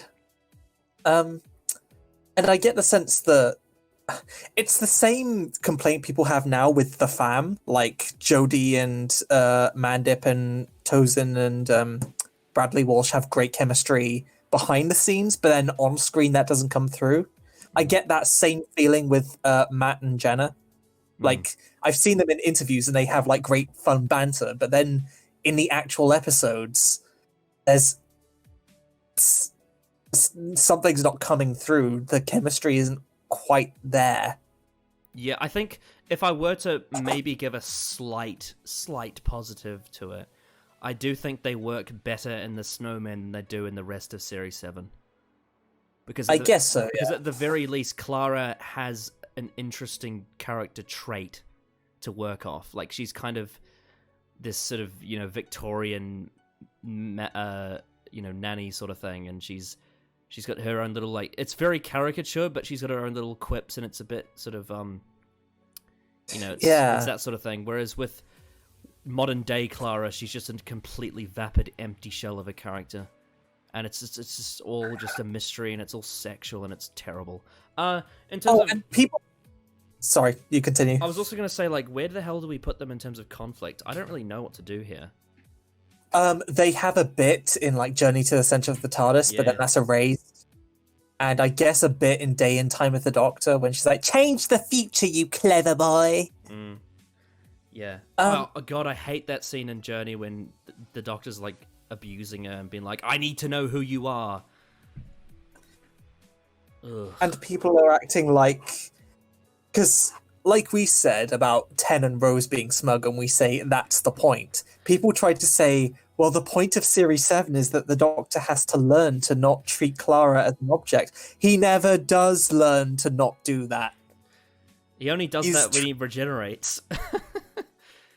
And he's finally like, "I'm the Doctor, and I'm not your boyfriend." Like, I guess there is that scene in Journey to the Center where he's like, "You really don't know why you died twice, do you?" Yeah. But then, like, right back in Nightmare and Silver, the Cyber Plan is all like, "Oh, but he's still thinking about you all the time, the impossible girl." Like, ugh. Yeah. Honestly, you know how we did conflict for Six Imperium, we did chill for Six and Mel. I feel like it's a success for Ten and Donna. I feel like it's also poetic to just have Matt and Clara on failure. Yeah. And like, because they have a better conflict, but then they also have chill, and it's like in the middle, and it's just overall the definite article of shite. Like, it's just the worst, which is a shame because they're both. Yeah. I mean, I do think Jenna gets better in Series 8 onwards as an actress, but they are very good actors. Definitely. When they are on point. It's just that Series 7B doesn't give them the material to work with, and it's just a shame. Also, can we think about how this is the dynamic we had for the 50th anniversary year? Oh, for real. God, aren't we just so lucky? Aren't we so lucky that we they brought in like John Hurt and David Tennant and Billy Piper, and Matt Smith is actually written like a character and not a caricature. You know? Like they have this weird. Day of the Doctor is one of the very few episodes where I find Matt Smith genuinely funny, and I think it's because they like self-aware of all of his cringy stuff. You know, it's a lot more like, oh yeah, we get that you thought this was cringe. Yeah. Oh, and then we get to Time with the Doctor, and we get like those offhand lines about Clara fancying him, and Oh it's like, where did that come from? no. He literally objectified you, but sure, crush on I him. find that all you so want. weird. It's That's like in Day of the Doctor, they finally they realize okay, we get how you feel about this, and there's so much like self-aware humor that's really cheeky and funny. And then in Time of the Doctor, that just all goes away, and all the cringe just returns, and it's worse than it's ever been. I need a boyfriend real quick. Let's build up some awkward tension and chemistry between us. Oh Christ, it's awful. Okay, now we get to Capaldi and Clara. So, Series 8, the conflict is like massacre levels. Series 9, it's a little bit more to the left, I would say. But there's still quite a bit of it in some areas. But it's definitely... Yeah, let's put it... It's definitely a bit more chill. I do think there is a couple of stories within Series 8 where they're a bit more chill, like Robot of Sherwood, for example, and In the Forest of the Night. But for most of Series 8, they are hard right, I would say. I will put them as the second most right after Stephen and the First Doctor. Mm-hmm. Yeah, so even more than Six and Perry, I'd say. Yeah. In terms of how good they are, this is going to be interesting. Okay, yeah, Tempo's going to rage at us for this one. Okay, so... fuck me, this is difficult. Okay, so I really, really want to love this TARDIS team, because I think that after Series 7, Stephen Moffat finally sat down, he's like, right, I've got Peter Capaldi as the Doctor, I need to really put some eggs in this basket. Like, he's like, I really want this to be complex and interesting, rather than just, I want to fuck this mystery box. It's like, no. This is a dark, complex Doctor with a companion that is really abrasive and challenges him, right? And on paper, I'm like, yes, this sounds brilliant. And Peter Capaldi, one of the best actors to play the Doctor. Jenna Coleman, one of the best actresses to have played a companion in the show, especially from this point onwards. And when they get this right, I think it works really well. It's just that in execution, I just don't like it. I just don't think it works. And it's a shame. It's a real shame for me. Because it's like, fuck, this could have been brilliant. I think this TARDIS team, more than any other, could have been the definition of top right. Where it's like, maximum conflict, maximum success. Because you had the tools to do it. You had the actors. You had, like, the direction team for it. And you had a brilliant man who has great ideas sometimes. But I just don't like the execution. I just don't. Yeah, I think same. I also think even though he's not part of the TARDIS team, I think one of the biggest issues with this TARDIS team is the additional characters like Danny Pink and Ashilda. Right, so, like, where do I begin? So, like, I don't like Clara. But this would have been a great opportunity to make me like Clara with this new Doctor. Let's have a new start. Try and make me care about this character. Try and make me care about this companion. So we introduce a new Doctor, and right off the bat, they have some bickering. And okay, fair enough. I guess the conflict with a new Doctor is expected, but I hope they kind of warm to each other and establish enough of a likable chemistry to make me care about this bond, to make me want to see more of them. But they just keep on bickering.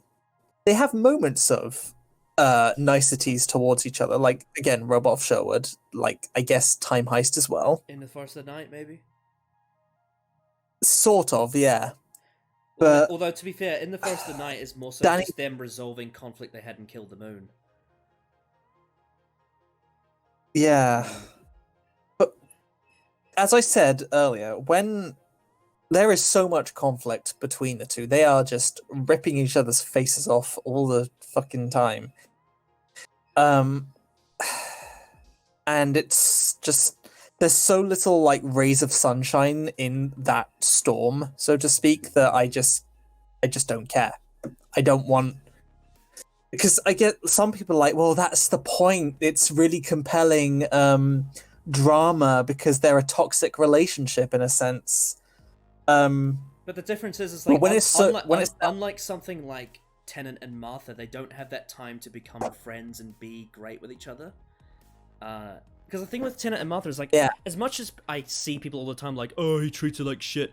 If you really like rewatch series 3, most of the time they're actually really fun together. Like they actually have a really good chemistry, and like Smith and Jones, like almost the entire episode until the very end, they're actually really close and like have a great chemistry. They're great friends. They enjoy each other's company. They bounce off each other well. They're both intelligent, and it's not until he mentions Rose that it becomes complicated. Whereas with Capaldi and Clara in Deep Breath, it's like they're at conflict all the time. Into the Dalek, conflict all the time. Robert Sherwood, thankfully, is a bit more friendly, but then listen, like he's literally like pushing her, and he's like, I must discover the secret behind this monster. And then like, you know, and you get stuff like The Caretaker where he's bullying Danny Pink, and then Kill the Moon obviously is they're at knife edge with each other, and then like there's still a bit of unresolved stuff in Mummy the Orient Express, and then like Dark Water as well. You get Danny dying in the whole TARDIS key scene. It's just like, this is, I think, the point where there's just too much conflict and there's not enough rapport. Yeah, and at that point, that just turns me off Clara. Yeah. And I think in Moffat's mind, he thought this would be okay because he had already built up a rapport with Smith and Clara. But I think for a lot of us, the Smith and Clara thing didn't land, and therefore the toxic, like, sort of bickering that these two have doesn't work because the rapport wasn't built up well. Yeah, it's like toxic.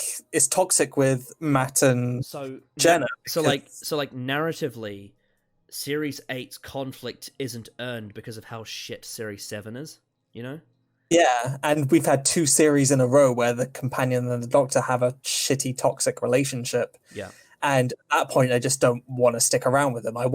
I don't think, oh, I hope those 2 crazy kids work it out. I'm just thinking, I hope these 2 just call it off and get as far the fuck away as each other from each other as possible. And then unfortunately this leads to Series 9 where they almost flip the roles, where now the Doctor is simping for her, and that's like it's like the opposite problem, where it's like he's just so obedient to her and I can't stand it.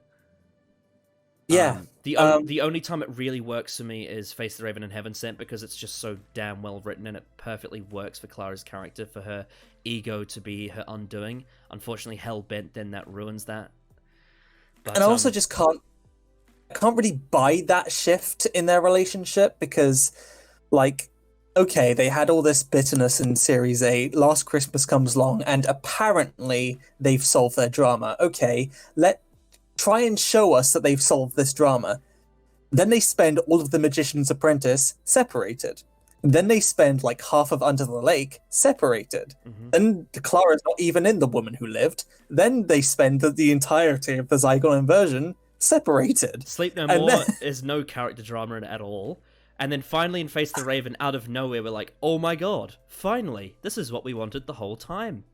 And then she dies. Yeah, and then she dies, and then Heaven Sent, I love Heaven Sent, and then Hellbent ruins all the good stuff in Face the Raven. So it's like, well, what the fuck was the point? It's too little too late to make me care. Yeah. Like, cool. He treated her as a sex object in Series 7. They fucking wouldn't stop butting heads in Series 8. They barely were together in Series 9, like, except for maybe the girl who died. And now she's gone and I'm supposed to care. Okay. Yeah, so basically, I love the idea of the 12th Doctor and Clara. I just think the execution's piss poor. So I think, honestly, we might have to move them down a bit. Yeah. Like, I'd honestly... I know this is controversial to put them, like, on par with, like, the 80s and, like, with, like, Adric and, like, Dodo and that, but I honestly feel this way. I feel like by wasting such a brilliant idea, it deserves to be criticized that way. And in fact, putting it on the similar level to, like, Series 6 with River Song, I think is fair.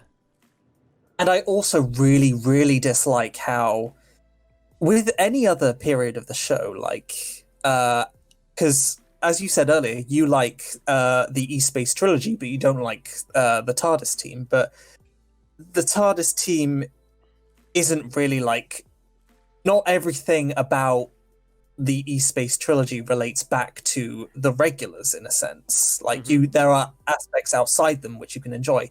That's not the case for the Capaldi Clara era, because pretty much everything about the hybrid connects back to their relationship. So if you don't like their relationship but just want to focus on the story or the mystery, well, too bad, because it's about them. Yeah. That TARDIS team you don't care about. It's very overpowering. But it's definitely far better than the Smith one, because at least there was effort put into it. Yeah, and Capaldi and Coleman. Yeah, and also I think whilst I don't like the way their dynamics written, I do really enjoy Capaldi in Series 8. I think he's a really I really like how he's quite. I know it's very Tucker-esque, but there's moments with him where he bickers with Clara that is quite funny, and sort of like it's like I don't like when it's played for drama, but when it's played for entertainment, I kind of get a bit of a Six and Perry bit of fun out of it. Maybe not to the same extent. It's not quite as like colorful, but there is the odd moment where Capaldi will make a remark to her, and it is quite funny. Yeah. Shut up, up. That wasn't to her, but it's a moment. Yeah. So I think where we put it is where I would be happy putting it. Yeah. A real shame. Like not necessarily a terrible team, but like I think this is not my thing. I think this one is this one's the biggest definition of like wasted potential out of all the TARDIS teams. Yeah. And I definitely think it could have been done way better and way more endearingly. Yes. Now we get to almost the polar opposite of that one with Series 10, which is extremely chill and very good. There are a couple of... We honestly should have had like a separate one for just 12 and Bill, honestly, because there are like a few episodes without Nardole, and I honestly prefer them without Nardole. Yeah, if I'm going to be honest. I just wanted to lump Nardole in there because he's pretty much in the whole series, so we'll just count it. So there is a little bit of conflict, so like Thin Ice and Lie of the Land, when, 12 and Bill have a bit, but it's not that full on, and it's almost like kind of a relief in a way, because like in that bit in Thin Ice where Bill's like, okay, but how many people have you killed? And then it's like, okay, we don't have fucking time for this. It's almost like cathartic in a way for people who have suffered through Series 8 and 9, where it was just that non-stop. Yeah. But Bill is way more... I find her way more understandable from where she's coming from, and more likable and stuff. Yeah, the real thing that is a bit disappointing, though, is that the one time that they actually might have had a great conflict in Lie the Land, it's wasted. And I'm really sad about that. Yeah, that sucks. Yeah. So, I just faked the regeneration somehow. Yeah. So, in terms of conflict, I think maybe Victoria tier conflict. Like, it's a little bit, but it's not a lot. Yeah, I'd agree. And then because they're around for longer than the Doctor's Daughter TARDIS team, I think we should put them above them. Definitely. Yeah. It's weird, though, because, like, I do like Series 2 more than 10, but I will agree that I think this TARDIS team is slightly better utilized than 10 and Rose. Although, to be fair, we have put the other Series 2 TARDIS team over here, so that is part of it. But, yeah. Yeah. If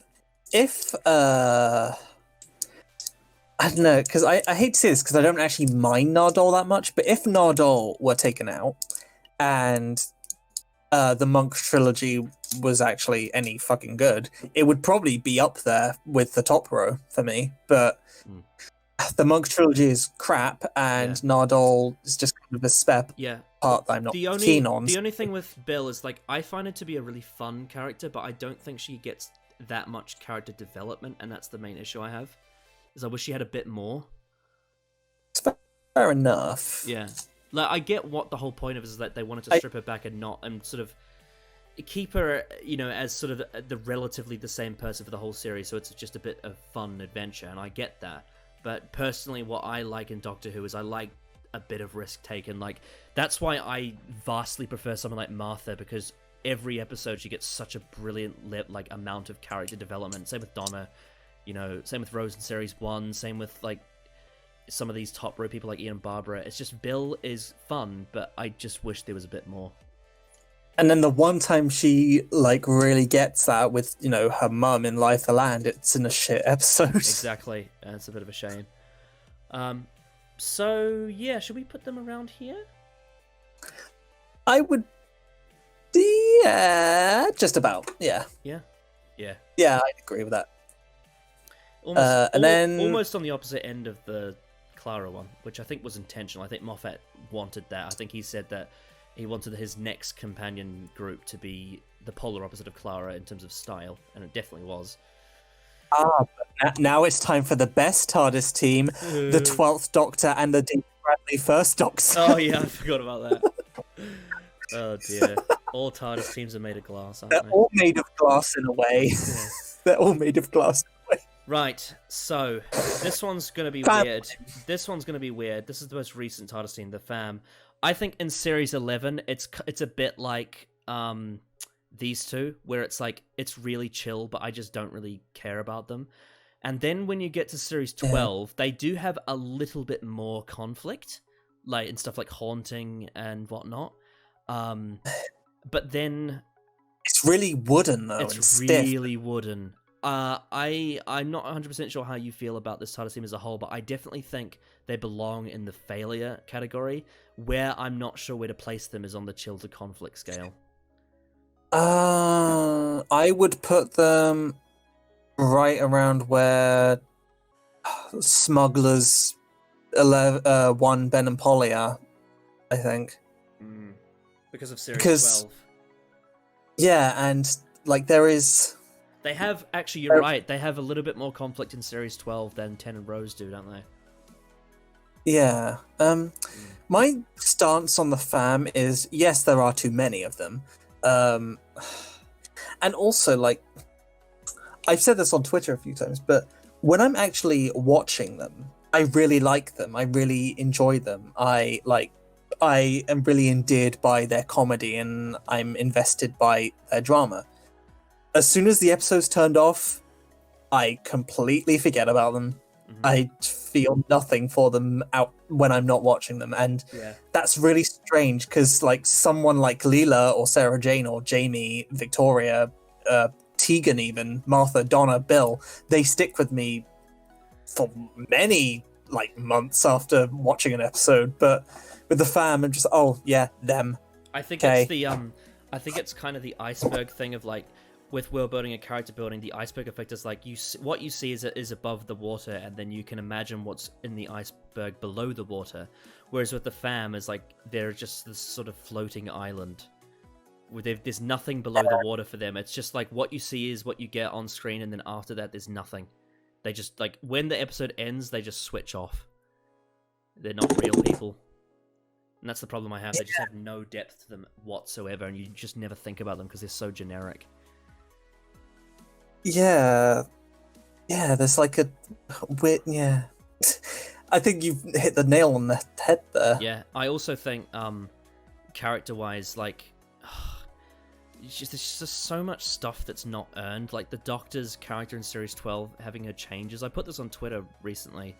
It's like, the difference with Tennant from Series 2 to 3, everything that happens in Series 3 with this change of character is all built on what happened in Series 2. It's all like, the seeds planted and then it all builds off. Whereas in Series 12, her change in character feels very instantaneous and sudden. It's almost like she's reacting to events that are happening.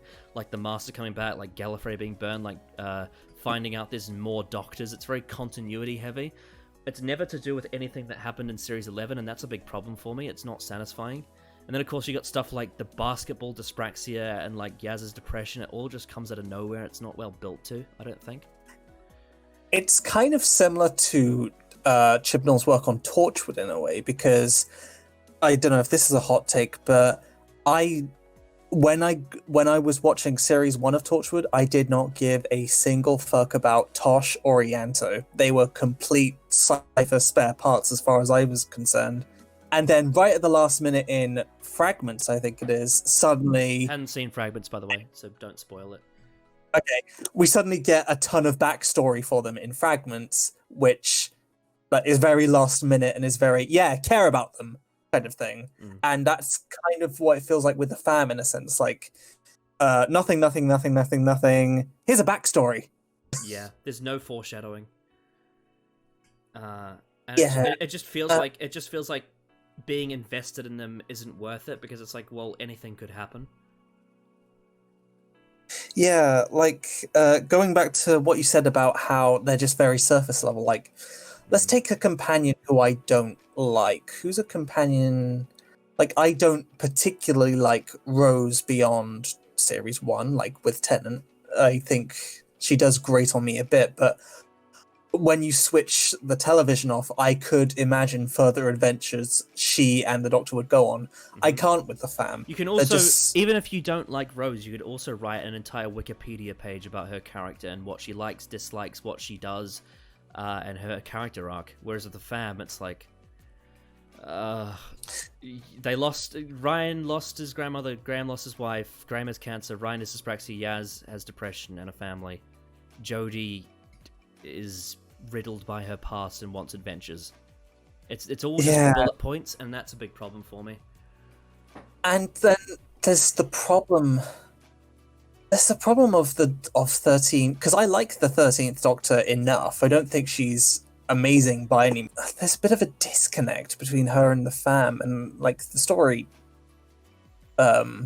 comments on that. But even in Series 11, when it hasn't called on that yet, there's still just something missing. Like, again, everyone always comments on the lack of personal space between them. Like how they're always just spread out 10 meters apart from each other, which I guess is fitting in this current age of social distancing. I always like when the Doctor feels enigmatic, like particularly Troughton. Like, he feels like he's friendly, but there's like something like there's like this alien distance to him. And with the 13th Doctor, it feels like they tried doing something similar, but it's like it doesn't feel right with her. Like, even though she's like this fun, enthusiastic, bubbly school teacher person, with a fam, there's a distance. There's like this weird emotional distance between her and the fam that isn't like, it doesn't really feel intentional in a way. Like, there's a disconnect where they just don't really fit. She has almost no dynamic with any of them in Series 11. Yeah. And it's not in a sense of, oh, well, he's an enigmatic alien, and the companion. I think where the dynamic between the three of them works at its best is actually in your favorite story from that era, and that's Praxius. And I think that comes down to the fact that it feels more self-aware. The actors feel like they're actually sort of getting into the role. Because Series 11's like sort of comedic tone is quite childish, whereas with Series 12, in some areas, and especially Praxius, they sort of aged it up a little bit, and it's a little bit more cheeky. It's a little bit more like butting heads. It's not in like a nasty way, but there's like jokes about each other. They're like little jabs, like, oh, so that's why you smell like dead bird. You know, it's that sort of thing. Whereas, like, in Series 11, they're all just so nice to each other, and it's fucking annoying. I wish they could be a little bit more nasty, you know? I mean, I guess Ryan is like, no, I won't call your granddad, but, like, that's not... but that's, like, once in a blue moon, though. I mean, what I'm talking about is, like, the banter between them. It's just, in Series 11, it's too friendly, too childish, too safe. Whereas in Series 12, and Praxis especially, I was like, yes, this is what I wanted more of. But it's just not enough. Let's not forget about the really out of the blue moment. Oh, the Doctor always avoids the subject of where she's from, in spite. Mm-hmm. Where the fuck did that? Like, that's not in character for her. And then it turns out she's secretly been very elusive and brooding all this time. Yeah, it's so forced. It's so just forced. I don't like that. Then she snaps. It's weird that Chibnall says he's got a 5-year plan, because it certainly doesn't feel like it. Yeah, it feels like, at this rate, it feels like we're still in episode 1 of their chemistry, in a way. Mm-hmm. And then, like, there's that random out-of-the-blue moment in Haunting of Villa Diodati where, like, up to this point, she's been like, oh, this is a team effort, we're fam, And then in Haunting, she's something like, "This is a mountainous team. Fuck you, Ryan." Look at how broody I am suddenly. It's just like whatever the characters are doing is just whatever's convenient for the story they're telling. And then they just, it's kind of forced. a mess. It's just so forced. So yeah, I think they are, in my opinion, they're one of the weakest TARDIS teams, specifically for how they're written and just their wooden persona. There's a few bright spots here and there. I think the Grace death was probably one of the better elements of this. Because, but still, it's just, I don't know. There are episodes where I do like their dynamic. Like, I think the opening trilogy of Jodie's era is brilliant. Not just in terms of, like, story quality, but I think their dynamic is pretty good in those 3 episodes. They are pretty good in Rosa, actually. You're right about that. I like that scene where they're in the bedroom in Rosa. That was pretty funny. Yeah. And, like, there's occasional one-offs. Like, I do enjoy them in not Praxis. Well, I do enjoy them in Praxis. What's the other one I'm thinking of? Kablam. Like, other isolated moments, but there is just this, like... I find it interesting how, you said before that Praxis and Rosa are your favorite episodes of the Chibnall era, right? Those 2 are the ones that I would say have the most naturally funny dialogue in them. Because I find a lot of Chibnall era dialogue to be very forced and wooden, whereas those 2, the dialogue is actually quite funny in a natural sort of way. Yeah. Yeah. Whereas you look at something like Spyfall, and all the humor is just so forced. Look at rocks. Or no, what's the line about the Outback? Oh, I once spent 100 and something years in the Outback. Kisses, that's French, isn't it? And there's that bit where Ryan's trying to pretend to be Logan. It's terrible. Oh, yeah. Like, even... Like, as corny as the 6th Doctor and Mel are, their chemistry is still more believable and less awkward than the fam. Yeah. Yeah. And, like... it's really weird. And, like, Chibnall is really driving it home that these people are a family and are really close, and yet they don't feel like they are. Which is really weird, because they feel like they are off-screen when you look at interviews of them together and, like, the videos that they film being silly, and it's like, where was this? You know? I want that on screen, not whatever this just stand in the line and say, hey, fam. Well, since we have confirmation that Graham and Ryan are vamoosing out of that godforsaken box, it's just going to be 13 and Yaz probably lesing it up. We'll see if they maybe a little bit of Jack. We'll see. Yeah, I wonder how. Oh God, because how is their chemistry with Jack going to be? I have no idea. Actually, that's really strange. Like Jack in the RTD era is a very vibrant character, and the Chibnall era is kind of the antithesis of what Jack is. Jack kind of evolves from place to like. He's really fun and cocky and suave in RTD's Doctor Who. Then in Torchwood, he's really like snarling and bitter and like moody in a sense. And then Chibnall era, it's hard to tell so far because in Fugitive in the Jadoon, he was just exposition. I mean, given by the trailers, he just looks like a very like a more like PG surface level RTD era Captain Jack without any nuance. You know, it's just like, oh, he's a bit cocky, he's cheesy, he's an action man, and he kisses Graham, and it's cute. It'll be interesting to see how he'll be awkwardly shoehorned tonally into the Chibnall era. See, I feel like RTD got the balance right with the sexual subtext, right? Because with Moffat, it was over the top, like with River, like being all like flirtatious and whatnot, and a few other instances. And then with Chris Chibnall, it's like he just doesn't have a fucking sexual organ in his body. Like he's just so cute and like, oh, isn't that so sweet that Captain Jack thought that Graham was the Doctor and kissed him? Aww. You know? It's almost like, I don't know, it's almost like what a 5-year-old thinks married couples are. And then you get RTD, where it's like, it's a little bit sexual, but it's not creepy. It's like just on the edge, and it's just right, you know? Yeah. Where it's like Captain Jack flirts with a blue ant, and it's really funny. But it's not like rapey, you know. It's Yeah, just, like, oh, Clara, come here. yeah. Oh, Jenny, come here, Jenny. Ugh, Ugh.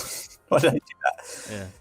But yes, we now have our wonderful graph of agreement, sort of. I don't know if I'd bump the fam up just like a smidgen more. Well, you see, because May- I want to bump them down a smidgen more, so I think this is a nice level to keep them at. Yeah, maybe keeping them at the same sort of level as 12 and Clara is fair enough. Yeah, Maybe I do think that, like, as much as like the 12 and Clara thing irritates me a lot more, I respect the ideas behind it. Whereas with this, it's just 12 and Clara at least have more chemistry. Their chemistry is fucking grating as shit, but they have chemistry.